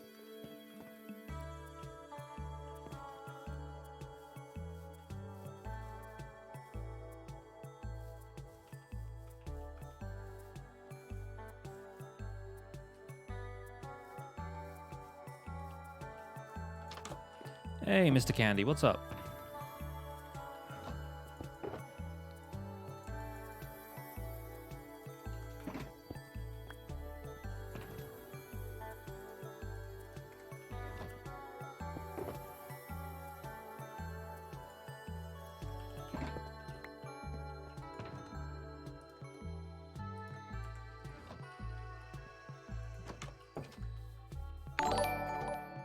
Oh, hello, Majerus40k has subscribed with Twitch Prime. Thank you so much for using your Twitch Prime sub here. Enjoy your pixel hype and pixel flip emotes. Welcome to the Pixels. You are one in a million. I appreciate the support. Thank you, thank you. Let's see some sub hype in the chat, folks. And you know what? That's not looking too bad. Daylight sensors. I think that's probably what we need.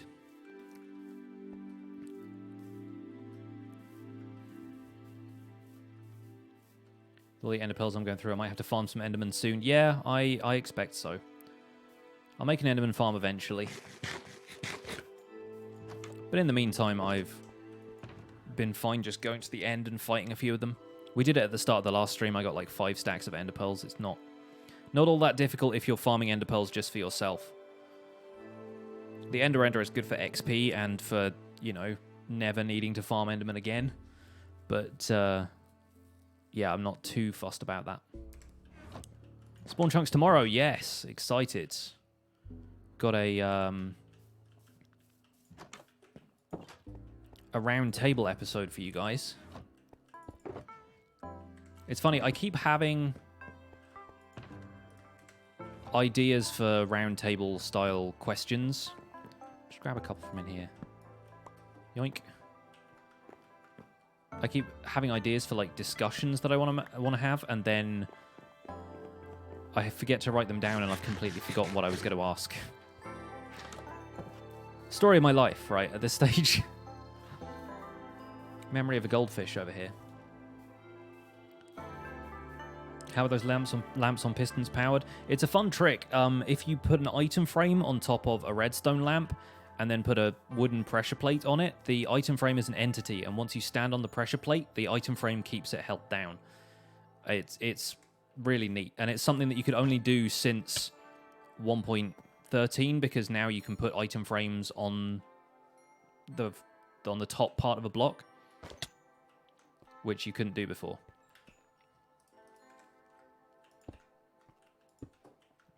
I think we'll actually place these slabs a block higher. Well, not like a block higher, but a half block. So we'll start them there. Like that. So it has a little bit of texture to it. And then that will blend nicely with the daylight detectors on the top. Like so.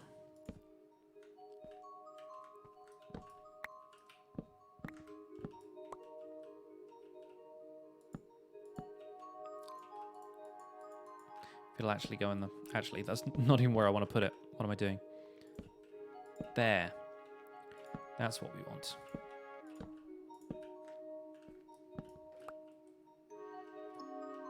Boop. Question is now, is that on? I guess so. So we really need them to be moonlight detectors. Oh. Oh, good. I'm stuck in a block. Let me out. Ah, help. Someone. Oh, no. It's all gone wrong. There we are. Okay, so that's going to switch off during the day, switch on during the night, which is ideally how we want it to be. Oh boy. All right. Yeah, the roof definitely needs changing. If it didn't before, it does now. Hey, the British Historian with a tier 1 sub. Thank you so much for subscribing. Enjoy your Pixel Hype and Pixel Flip emotes. Welcome to the Pixels. You are 1 in a million. Looking forward to drinking some space tea with you. Yeah, let's see some hype in the chat, folks. All right. Once again, with this getting there, I'm going to take a very short break, and I think I'll probably work on the roofs off camera. I think I know what I want to do with them, but it's going to take a little bit of trial and error, and I feel like we've worked on this enough. So it's enough that this exists, that it's getting there, and we will probably return to this build. I'll do that off camera. We're going to go back into the mountains. We're going to do some more building over there, I think, to round out the stream once I've slept, and then I can step away from the computer for a minute or two. Carrion in has some facts for the chair stream. I love that people are excited for the chair streams now. Okay, I will hop up onto here. Take a look at this lovely thing that we have built. Oh, in fact, I'll tell you what we can do. Let's give this one a try. Yeah, that's right. All right, that's a nice background to have for the chair. So I'll be back in a second.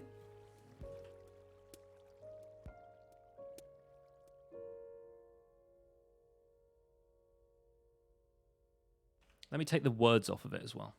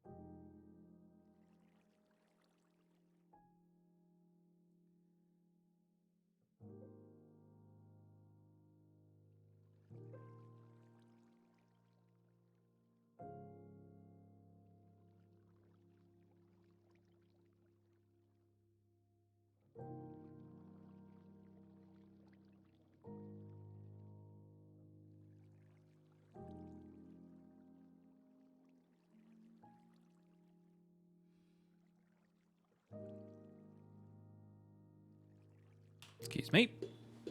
Hello. How are we? We're all doing well? Is this a thing, sharing fun facts? Yeah, that's what everyone does while the chair is streaming. The chair wasn't done. The chair is done when I say it's done. Ah, the beauty.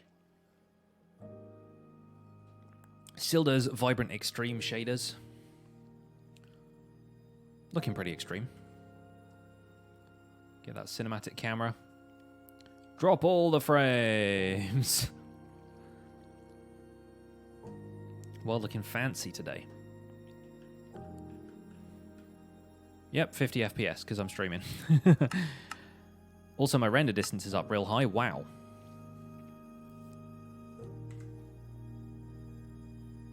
How about now? 80 when I'm not moving. Okay, we get 60. We get 60. Wander around with shaders on for a bit. Oh, the atmosphere, though. I tell you what, it's really nice when you've got realistic lighting in this game. That definitely needs to go. But it definitely looks better with shaders because, let's face it, everything does. Getting there, though. I was not expecting this to come out like quite such an Asian-inspired section of the town. But you know what?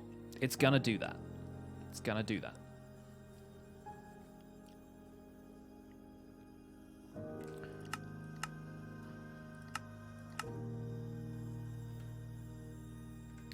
If I turn the fog up in Silda's, fog options.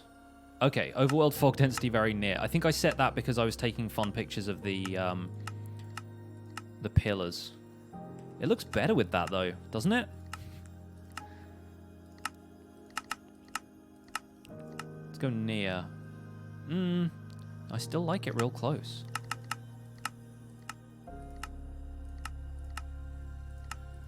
Just got that natural haze to it.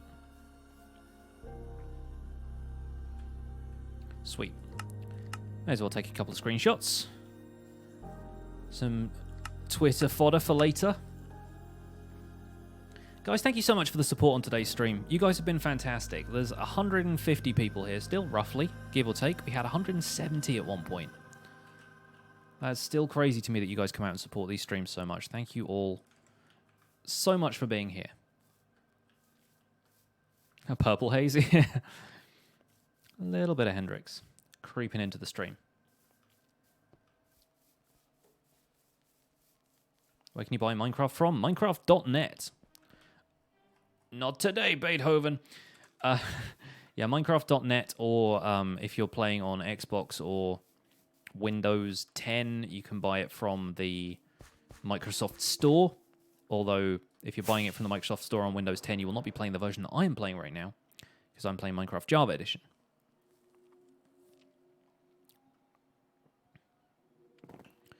I think I might need to prepare my Elytra. 500 bits from the Vixen. Small encouragement for all your effort and the joy you give to the people watching you. Oh, my heart. Thank you so much. Very kind of you. Let me tuck away some of these supplies for the moment, just so I can clear my inventory out. Prepare for the stone builds. Let's throw logs just in here. And then tuck away some of this. 1 bit from Pizza Man. Or Pizza Man. Was Pizza Man taken? I imagine so. Thank you for the bit.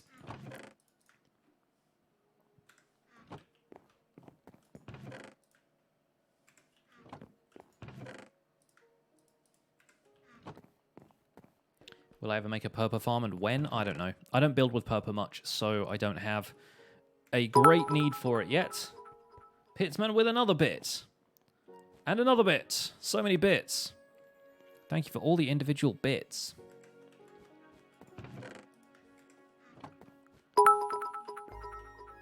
Oh my goodness. They're still going.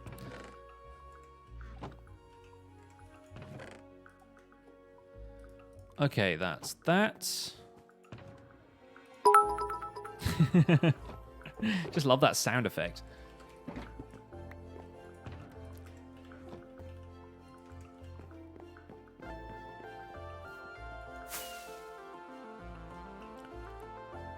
111. Yeah, I think we'll be able to do a bit more building over here. Ginger the Lily with some Irish bits. Are Irish bits different? I feel like if the exchange rate works in my favor, I could be making a profit.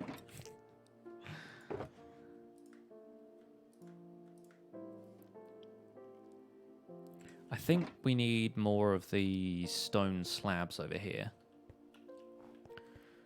See, what I really want to do is figure out how we're going to cross the river with these.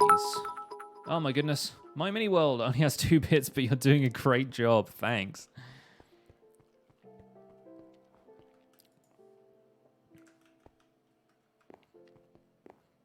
Each Irish bit is worth 0.86 UK bits.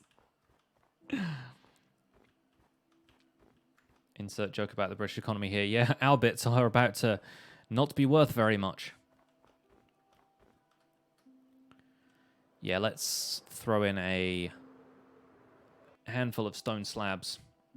What building am I working on? I just got done. Oh, well, it's not quite finished, but I'm done for the day working on a swamp gateway kind of building. That's sort of going to be the entrance to Old Town at Founder's Forge. And yeah, I will probably work a little bit more on that off camera, I think.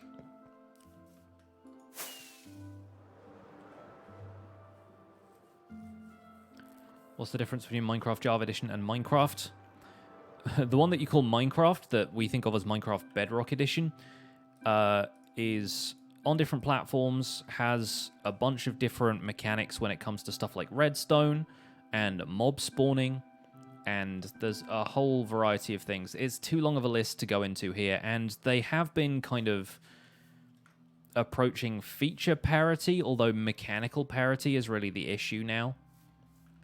There's a lot of differences between Java and Bedrock that mean that devices that don't work on Java work on Bedrock and vice versa. 1, 2, 3, 4, 5, 6, 7, 8, 9, 10, 11, 12, 13, 14, 15, 16, 17. Okay, 18 there, and then right here is where we start the next pillar. Okay, interesting.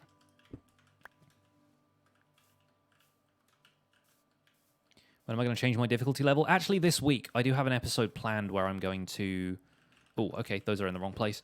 I do have an episode planned where I'm going to change the difficulty level and explain exactly what the difference is between the difficulty levels, including Peaceful. And that's going to be weird because Peaceful despawns hostile mobs, and I have a few hostile mobs who I don't think are in loaded chunks, but like the skeleton that's in my music disc farm, for example... I'll have to make sure I don't go anywhere near him and load the chunk that he's in when I switch it to Peaceful, because otherwise he'll despawn. I don't think he will despawn if I switch to Peaceful and the chunk isn't loaded, but I don't know that for certain. And that concerns me, because I spent a while trapping him. Do it in a backup. Yeah, I guess I can make a copy. That's another good idea. That's what I did for tomorrow's episode about dying lots. So I think I may do that.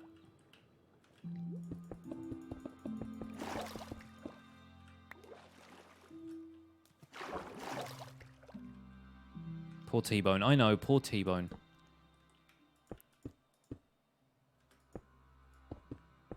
You mostly play Peaceful because you're scared and for no reason. Yeah, that's fair. That's fair. I had somebody... The episode was originally just going to be about the differences between normal and hard, but then I had somebody come into the stream last time when we were working on terraforming the swamp, and they were asking if it was cheating to switch to Peaceful because, like, their anxiety was real bad when it came to, like, hostile mobs and stuff. And I feel like there are definitely people who maybe they have like arachnophobia, like really bad arachnophobia where they don't like spiders, and there are spiders in Minecraft, so, you know, what are you going to do, not play Minecraft? No, like, play on Peaceful, don't worry about spiders. I'm pretty sure there are even mods that allow you to disable individual mobs so that you don't have to play with them in your game. Like, you can switch off spawning for creepers or endermen or spiders.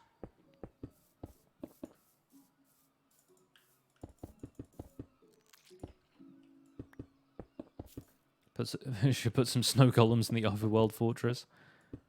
Not a bad idea. Especially if it means avoiding creeper spawns. Although I haven't really seen that much stuff spawning up here. There's been the occasional spider. But for the most part, it's been relatively chill. No pun intended, because this is a cold biome. Make a cobble farm. Already have. Already have. Haven't done the super fancy, 10 million cobble an hour El Mango one, but I don't need to. Got a haste 2 mine. And in future, I'll probably build something like that just to show people it's possible, because that's also part of what I want to do with this guide, is show everyone the possibilities. It's not just about building stuff that's practical for you. It's about building stuff that potentially is something people have never seen before. Does snow golem snow melt when they track it? No. But if it's in an area where it would melt, then it just doesn't spawn at all. Like if you put a snow golem in a biome that isn't a cold biome, then they don't actually track snow everywhere.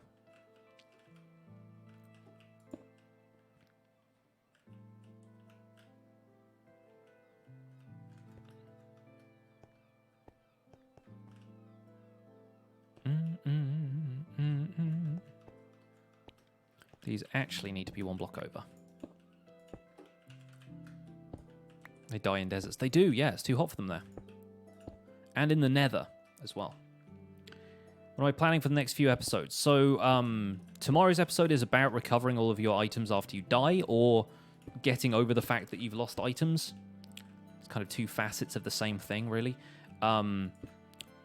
Monday's... Yeah, that's Monday's episode. Tuesday's episode is about a chicken cooker. I think Wednesday's episode is going to be the one about difficulty. And then Thursday and Friday, I'm either going to build a drowned farm or a wither farm, and I can't figure out which. Not a wither boss farm, but a wither skeleton farm. I'm not sure which one I would prefer, because right now, people have been asking for a wither skeleton farm for a while. I want to build the basic one that's just like run up and down on flower pots or daylight sensors or whatever. I'm going to build that one first, and then do like a big, like Iskall style one where you'd completely trash everything within a 128 block radius, and then farm them automatically with slime block flying machines and whatnot. And Tuesday we get a Nando's episode. Yeah, the cheeky Nando's episode. And then yeah, I'm gonna just do the basic wither farm the first time, but it involves clearing out sections of the fortress still. But I am thinking about doing a drowned farm instead, because I lost my trident in the creeper accident, and that is the only part of my gear that I haven't yet been able to recover. I also want to use Riptide and show off what a Riptide trident does. So I'm sort of torn between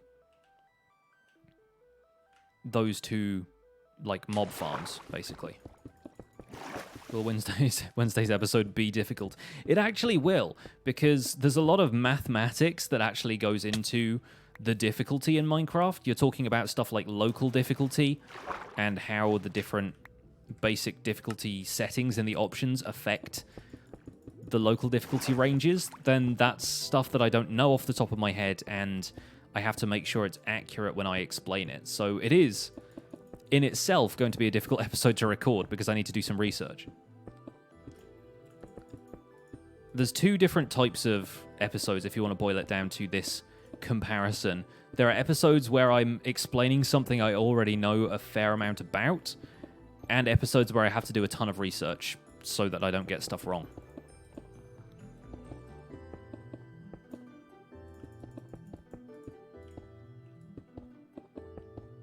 And yeah, having had a channeling trident, and people voted on which enchantments I should put on my trident when I first got one, and everyone voted for loyalty and channeling, I've not been able to show off Riptide yet. And I find Riptide a really fun enchantment to use. So, potentially, we have a full episode to get out of, hey, this is what Riptide does, in much the same way as Frostwalker. But for that, I need to acquire more tridents.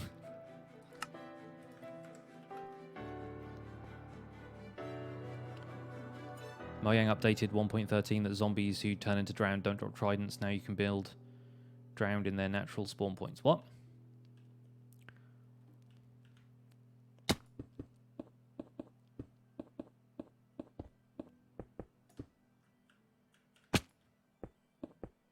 Should make a Frostwalker hidden base. I'm planning on doing something with Frostwalker and armor stands at some point. That's a fun trick. And that's something I didn't cover in my episode about Frostwalker, specifically so I could save it for later.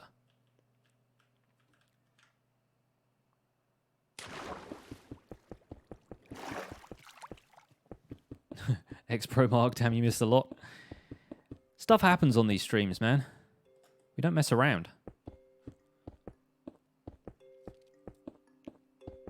Thanks for putting the Spawn Chunks podcast on YouTube. Hey, no problem. It kind of came to our attention that we were missing out on a decent chunk of audience with the amount of people who just use YouTube for everything. It's weird, but like, I've seen a few people putting their podcasts on a YouTube channel lately, and they seem to get a decent amount of views from there. I have no idea how many listens those podcasts get behind the scenes, but evidently putting it on YouTube was a good thing, especially for Grian's audience, because I feel like so many of Grian's audience probably either wouldn't be allowed to go outside of YouTube because YouTube is something that their parents have set up for them with an account that's filtered and they can trust certain types of content, or also because they just don't want to learn what podcasts are and how to use a podcatcher app and stuff like that. Or they don't have devices that are capable of that, but they're allowed to use the computer. At which point, yeah, just having it turn up on YouTube for people made a lot of sense, really.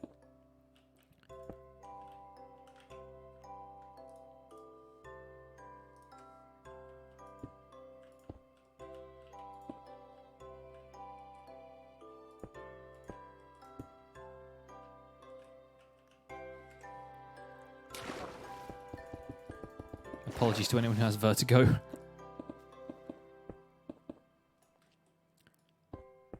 See you later, Shiny Tea Cake. Thanks for being here.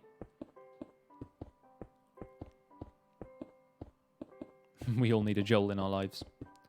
Did I consider using the smooth stone block instead of the smooth stone slabs? It's not available in this version of the game yet.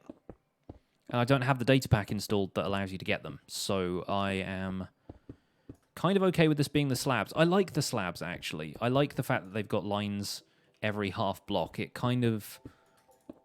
It looks almost chiseled sort of style. And I like that better, I think, than the full block. I don't know, though. Chances are when the full block comes out in Survival for 1.14, we will give that a try. What is the hardest thing about doing Hermitcraft recap? Probably watching all the videos every week. And with that said, I only watch half of the Hermits, but collectively between myself and Zloy, we have to watch and take notes on all of Hermitcraft. So the average YouTube video I watch, sometimes I'll just have it on in the background, you know? Sometimes I'll just listen to people talking on a YouTube video instead of actually watching the video content, unless it's something specifically visual, like, I don't know, the slow-mo guys, for example, where part of the point of it is just in watching the footage. But if I'm watching a Hermitcraft video, if I'm watching a Minecraft video in general, sometimes it's just on in the background while I'm playing Minecraft myself, while I'm planning stuff for my series or whatever. But when you're taking notes on what's happened in Hermitcraft that week, and especially because we have to make sure we note down like timestamps for the certain things happening in those videos, it becomes very difficult to tune out. and you shouldn't be tuning out, because you need to be present and paying attention and understanding what's going on. And so that takes not only a decent chunk of time, like it's probably the longest activity of all of the stuff that we have to do for the recap, including, you know, writing the script and so forth. Even in terms of the editing time that goes into recap, I imagine it's not like the length of time we spend actually watching the videos. But it's also, it takes a lot of concentration just to make sure that you know what's going on. Especially when the Hermits do some really incredible stuff in Minecraft and you're like, okay, what exactly is happening there? Having to sort of explain that for the recap and then think up jokes about it later.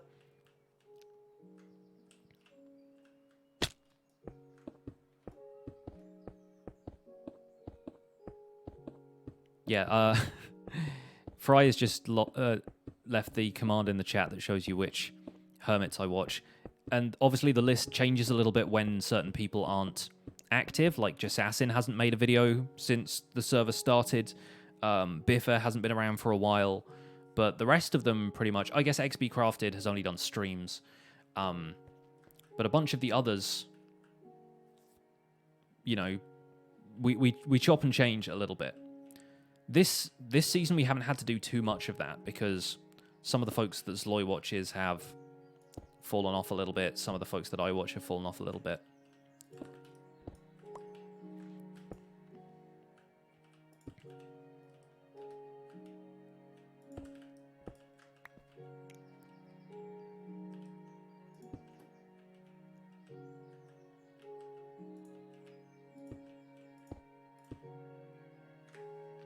Planning on building a castle? Eventually, yes.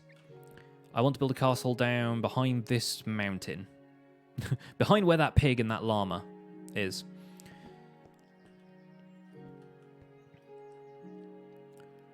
But, yeah. Like I said, I said this on Twitter. I have an overwhelming number of episode ideas for Survival Guide at this point. Even more, I think, than I had when the series began. So there's a lot going on up here right now. The cogs are turning.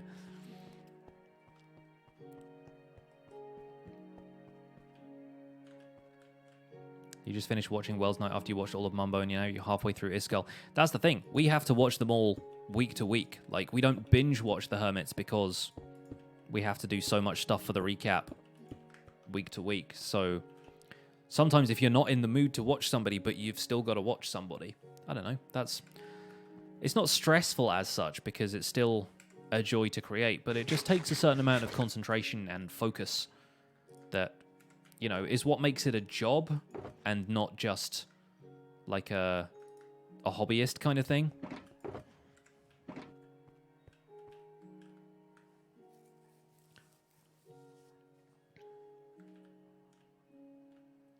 The whole 18-hour Hermitcraft live stream day, nice.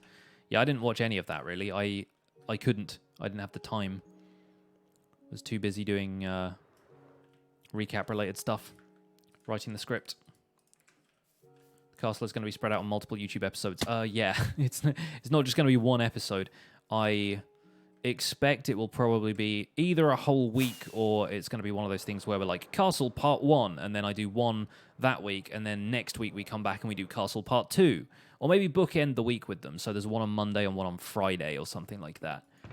But, yeah, there's definitely going to be a ton of stuff to do on the castle. I think what I'm probably going to do as well is direct people to Whip's video about castle making. I think Mythical Sausage maybe has one as well. There are definitely a few people who have really great castle building tutorials, some of which I intend to watch myself and kind of, if not follow along with, because I don't want to rebuild the same castle they have, then at least draw a lot of inspiration from. And M. Shish Kebab with a Twitch Prime sub. Thank you so much for using your Twitch Prime sub here. See some sub hype in the chat, folks. Just do my one-chunk castle. My one-chunk castle is not even a castle. It's a castle keep, and it's not a very good one at that. So, yeah, I feel like calling that a castle is a little bit of a cop-out, and it's nowhere near the scale I want for the town. So, yeah, it's one of those deals where you've really got to pick your build.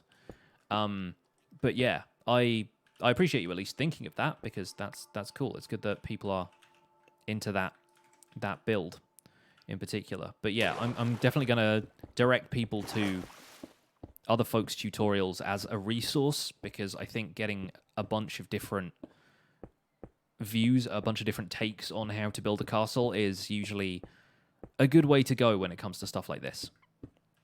Like, getting different people's philosophy on how you should build a castle is usually a good idea. Castle is almost like a milestone in the series. I know, it's also kind of an intimidating thing, because I've never really built a castle in survival. Not a proper one, at least. And I want to build one to the scale of the type that castle builders like Mythical Sausage and German guys do, you know? I said that weird, like, German guys. I mean, germ, as in building big with germ. Germsy boy. Yeah. And I don't pretend that I will be anywhere near as good as those guys are the first time I try it, but you got to start somewhere, man. You got to start somewhere. What are my thoughts on AFK fish farms? Do I use them? I don't really use them, but I don't mind them at the same time. I think it's always difficult when a server gets started to gear up, and I think in some cases it's okay to skip part of the grind that way. Hello. You all right? Just kind of marched into my room. All excited for something. Oh. Didn't realize it was still setting.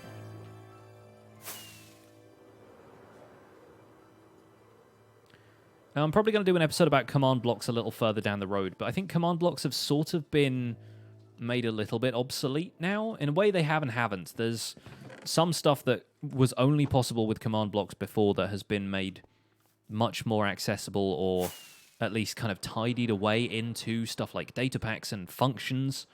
I'm pretty sure functions aren't even a thing anymore, right? It's basically just data packs now. People say hi. Hello. She's down there eating some M&Ms. But yeah, I think command blocks are something that I can cover in future, but again, it's another thing I need to do a ton of research about because I do not know them all that well.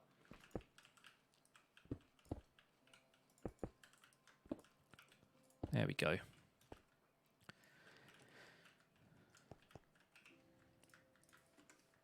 still building more arches? Yeah. I've done a build over in the swamp today. Do you want to see it? Oh, yeah. I'm building... It started off as a tower, and then I decided that I would turn it into 2 towers, and it's kind of become like a gatehouse style thing now. It's like this. Ta-da! Ooh. The roof is real janky and needs fixing on both sides, but yeah, it's like a covered footbridge up there. There isn't really a way of getting in right now, other than like swimming up underneath it, but it's still just hollow. There's nothing on the inside. It looks like that. So for anyone in the chat who hasn't seen this already, this is my gatehouse. And this is going to be the entrance to like the Old Town section of Founder's Forge, which is going to have a very, apparently, a very Asian-inspired aesthetic to it. I started off just building this kind of tumble-down-looking house, and then I built that roof on it, and I was like, okay, we're going Asian style, it's fine. You mean So, like Japanese, like kind of pagoda style? yeah, like that part in particular, that half of the house is very pagoda style, and then with And this... I guess like that kind of orangey kind of gate. Yeah, wood up there. the acacia wood really fits with that whole style. There's a bit more of Chinese architecture that uses those very kind of ornamented, like brightly painted kind of things, and using a lot of green and red tends to happen a lot in classical Chinese architecture. The very decorative stuff, at least. I feel like to use some of those styles right, I would probably have to do a lot more research, but I'm fine just being inspired by them and doing my own take on things. When's the stream going to end? Probably in the next 20 minutes. We usually wrap up around 7 p.m. my time, and it's about 6:40 right now. I need to go and call my mum. It was her birthday the other day. What do I think will be the new smithing table and fletching table functions in 1.15? That's a good question, because if they are talking about updating that stuff in 1.15, and 1.15 does turn out to be a combat-focused update, or at least a tool-focused update, then that could potentially be everything we know about, like, tools shifting around a little bit. And so I am interested to see if they go with a system that allows you to use different materials than just going for diamond and diamond being the strongest thing. I wonder if it might be possible using a smithing table to, like, reinforce leather a couple of times, or like reinforce leather with iron and mix and match materials a little bit. I would really enjoy a system like that. It might be a little bit more like Tinker's Construct after they'd done something like that to it. And I think there's a little bit more mileage to be got out of that. It certainly gives you more stuff to do with leather armor after you've just wrangled it out of some skeleton spawner somewhere, you know? And chain armor, again, becomes more useful than just decorative. Because by the time you can get chain armor, there is really no reason to wear it other than aesthetics. And yeah, I would love something like that. I don't know what the fletching table would do, but maybe you can craft different types of arrows that aren't like potion-tipped ones. You could have like heavy arrows for the crossbow or something. Stuff that only works with the crossbow. And maybe some lighter, faster arrows for the bow that are easier to knock. I don't know. Like, it might be possible to really flesh out the weapon system a little bit.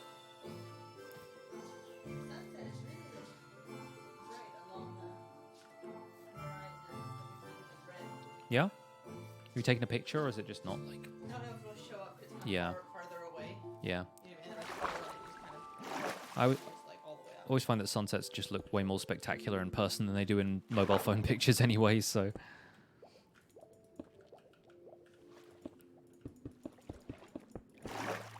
Planning on episode on Easter eggs. I've kind of covered those in the 101 questions episode now. Like, I thought I wanted to do an episode about the Dinnerbone and Jeb Easter eggs, and there's a couple of other things that I could still cover, but I do think it's been... You okay? I do think it's kind of been covered in individual episodes, and there's not enough other Easter eggs to really sustain it for a whole episode. It'd have to be like half the episode is on Easter eggs, and then I just go back to building stuff. I think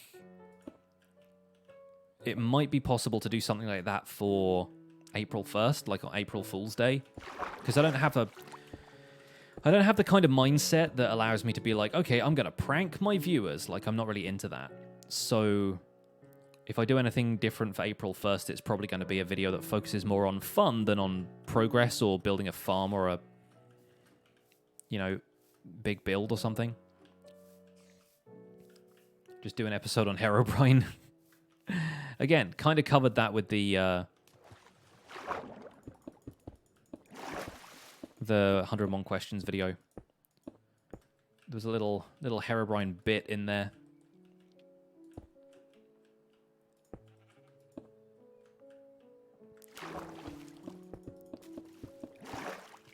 Yeah, dual wielding is a mechanic that I have no idea why they don't implement it on Bedrock the way they have on Java. It sort of makes no sense that they haven't done that yet.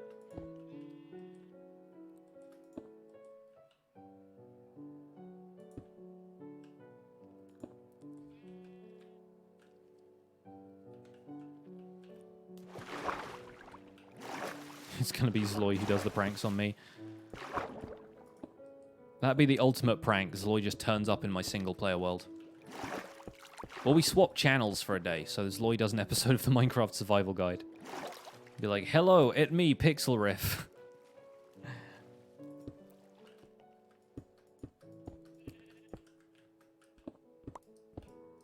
Could get Zloy to appear in a Herobrine skin, right? It's, I say he doesn't exist. That's sort of what happens in the 101 questions video. I may have bought a second Minecraft account just to do that. May have.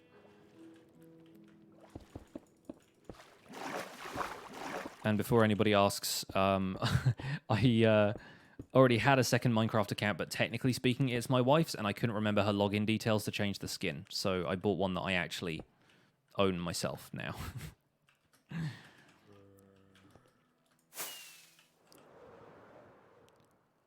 Still no spawns. I guess I spend too long just close to all of this stuff.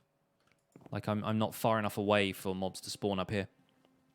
James Haynes, just want to say you and your son are enjoying the Survival Guide series on YouTube. Thank you so much. I hope you continue to enjoy it. Got some good episodes lined up for this week already. Planning on recording another one this evening or maybe first thing tomorrow. If you want to learn to make an automatic chicken farm, that's going to be Tuesday's episode. Going to do some more interesting farms later on in the week. Oh, look, an Enderman. Maybe don't look too close.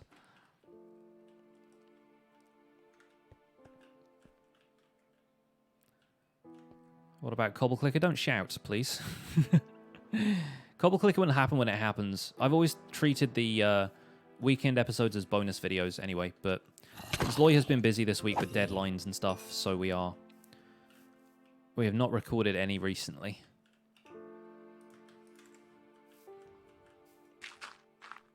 How long is my beard? Not particularly long. I mean, it's like a centimetre or two. Will the chicken farm be my design? Kind of. I mean, there's only a couple of ways you can really go with a chicken farm. I sort of muddled my way through the redstone myself. Like, I know in theory how they work and what you do with certain parts of them. I haven't copied anybody else's tutorial for it. I remember watching a tutorial back in the day, but I've never really built a chicken farm myself. So it's kind of going to be my design and sort of going to... It's going to use ideas from other people's farms, obviously.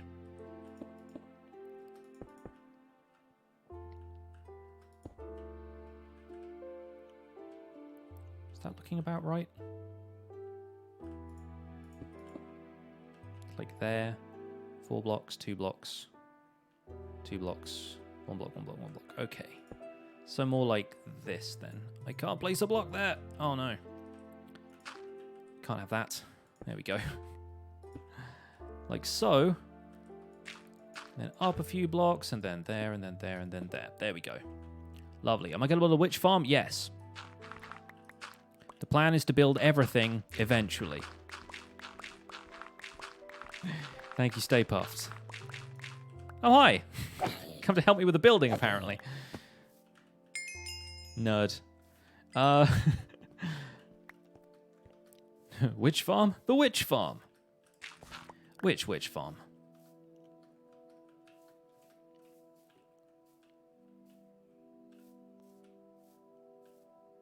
I think it needs to come down 1 more block on that side.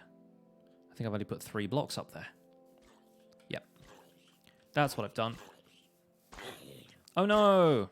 He was a librarian and he had pants. The poor librarian. Which farm is which farm? I needed netherrack to pillar with. I don't know why I don't have that in my inventory anymore. Let me go get some. She's a witch, burn her! She turned me into a newt.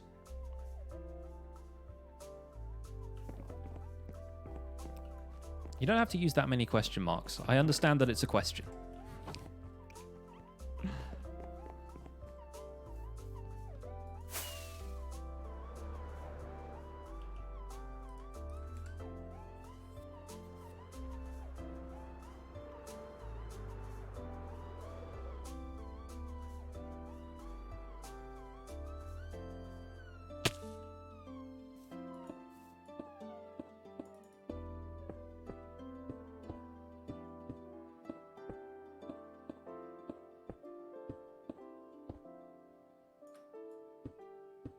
And yes, I do plan to release a world download at some point, but probably not anytime soon.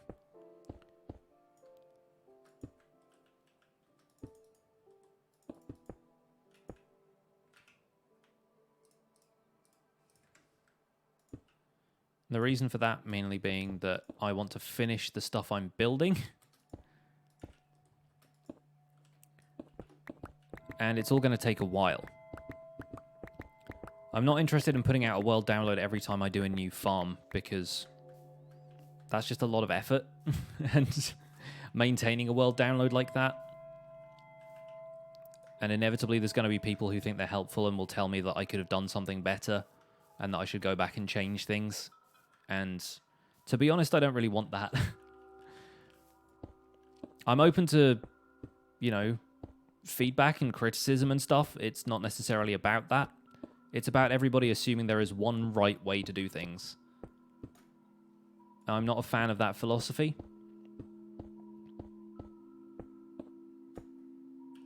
You want to watch the stream, but you're so behind on the YouTube playlist. That's fine. This stuff doesn't actually show up in my YouTube videos nearly at all. And it's not like a spoiler for anything. I mentioned in the World Tour episode I did recently that this stuff that I'm building right now is just a project to do on stream that's going to appear in the background of videos but has no real relevance to anything else. So if you want to watch this, then consider this a spoiler-free stream.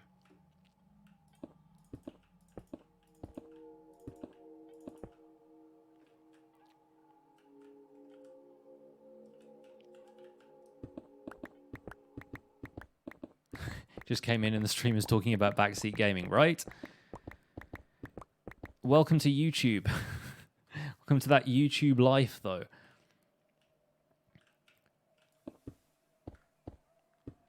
Yeah, it's not so much. It doesn't happen too much on Twitch. And a lot of the time I can't pay attention to the chat because I'm doing stuff in-game anyway. But yeah, when it comes to YouTube, especially with technical projects, everyone asks, why didn't you do it this way or that way? And I usually have an answer for it. A lot of the time there is a practical reason for me building things a certain way. But sometimes I just want to do stuff my own way and figure it out for myself instead of watching somebody else's tutorial, ironically enough. For somebody who makes tutorials, I'm quite, like, opposed to watching tutorials myself, but mostly because that's how I learn. I don't tend to learn much through other people's example, because so often I'll see people making tutorials where they will show you how something works, but they will not explain how it works. And what I try and do, more than anything, is explain why something does what it does. I even tried to do that with the episode about breaking bedrock, even though the method to break bedrock does not make sense because it's exploiting a glitch, right? So that's kind of where I come from, really. Like, I don't want to do too much in the way of, like, tutorial watching because, again, that takes up more time that I could be spending figuring out stuff for myself and learning from it in the process. There's definitely some things that I will look up tutorials for. Like, the method to break bedrock, I had to look up a tutorial for it because... right? But it's kind of nice figuring stuff out for yourself and muddling along, and that's, if anything, what I try and encourage people to do with my series. Like, the series is there if you want to watch it, if you want to learn some stuff, if you want to just have some entertainment that isn't focused on multiplayer shenanigans or being hyperactive. Like, I'm a relatively chill person. But you can explore the game at your own pace, and you can do stuff like that if you want to. A little tricky to explain a specific glitch. It was, and I still got most of it wrong, I'm pretty sure. Even editing it afterwards, I was like, that's not why that works. That doesn't make any sense. Anyway, folks, it is time to wrap up today's stream, because I need to call my mother and wish her a happy birthday. Let's see who else is streaming out there who we can drop a raid on, because... there might be a few of them. I'm pretty sure I saw the Cirque was streaming. Let's see what he's up to. Puzzle maps. Playing Minecraft. There we go. That's a guy we should raid. Here we go. Yes, the Cirque was in the chat earlier, so it's going to be great to drop a raid on him. He is a friend of mine from the Decidedly Vanilla server, an excellent Minecrafter in his own right. You will learn a lot from him. I think he's playing puzzle maps and stuff right now, or maybe he's doing some survival building. I can't really tell. But that's going to be it for today, folks. Thank you so much for turning up at the stream. Thank you so much to everybody who has subscribed. Enjoy yourself over at Cirque Stream. Don't forget to use your Pixel Hype emotes and the hashtag PixelRaid to show some love. And I will see you guys on Tuesday for another Choppin' Tuesday. Until then, take care. Bye for now.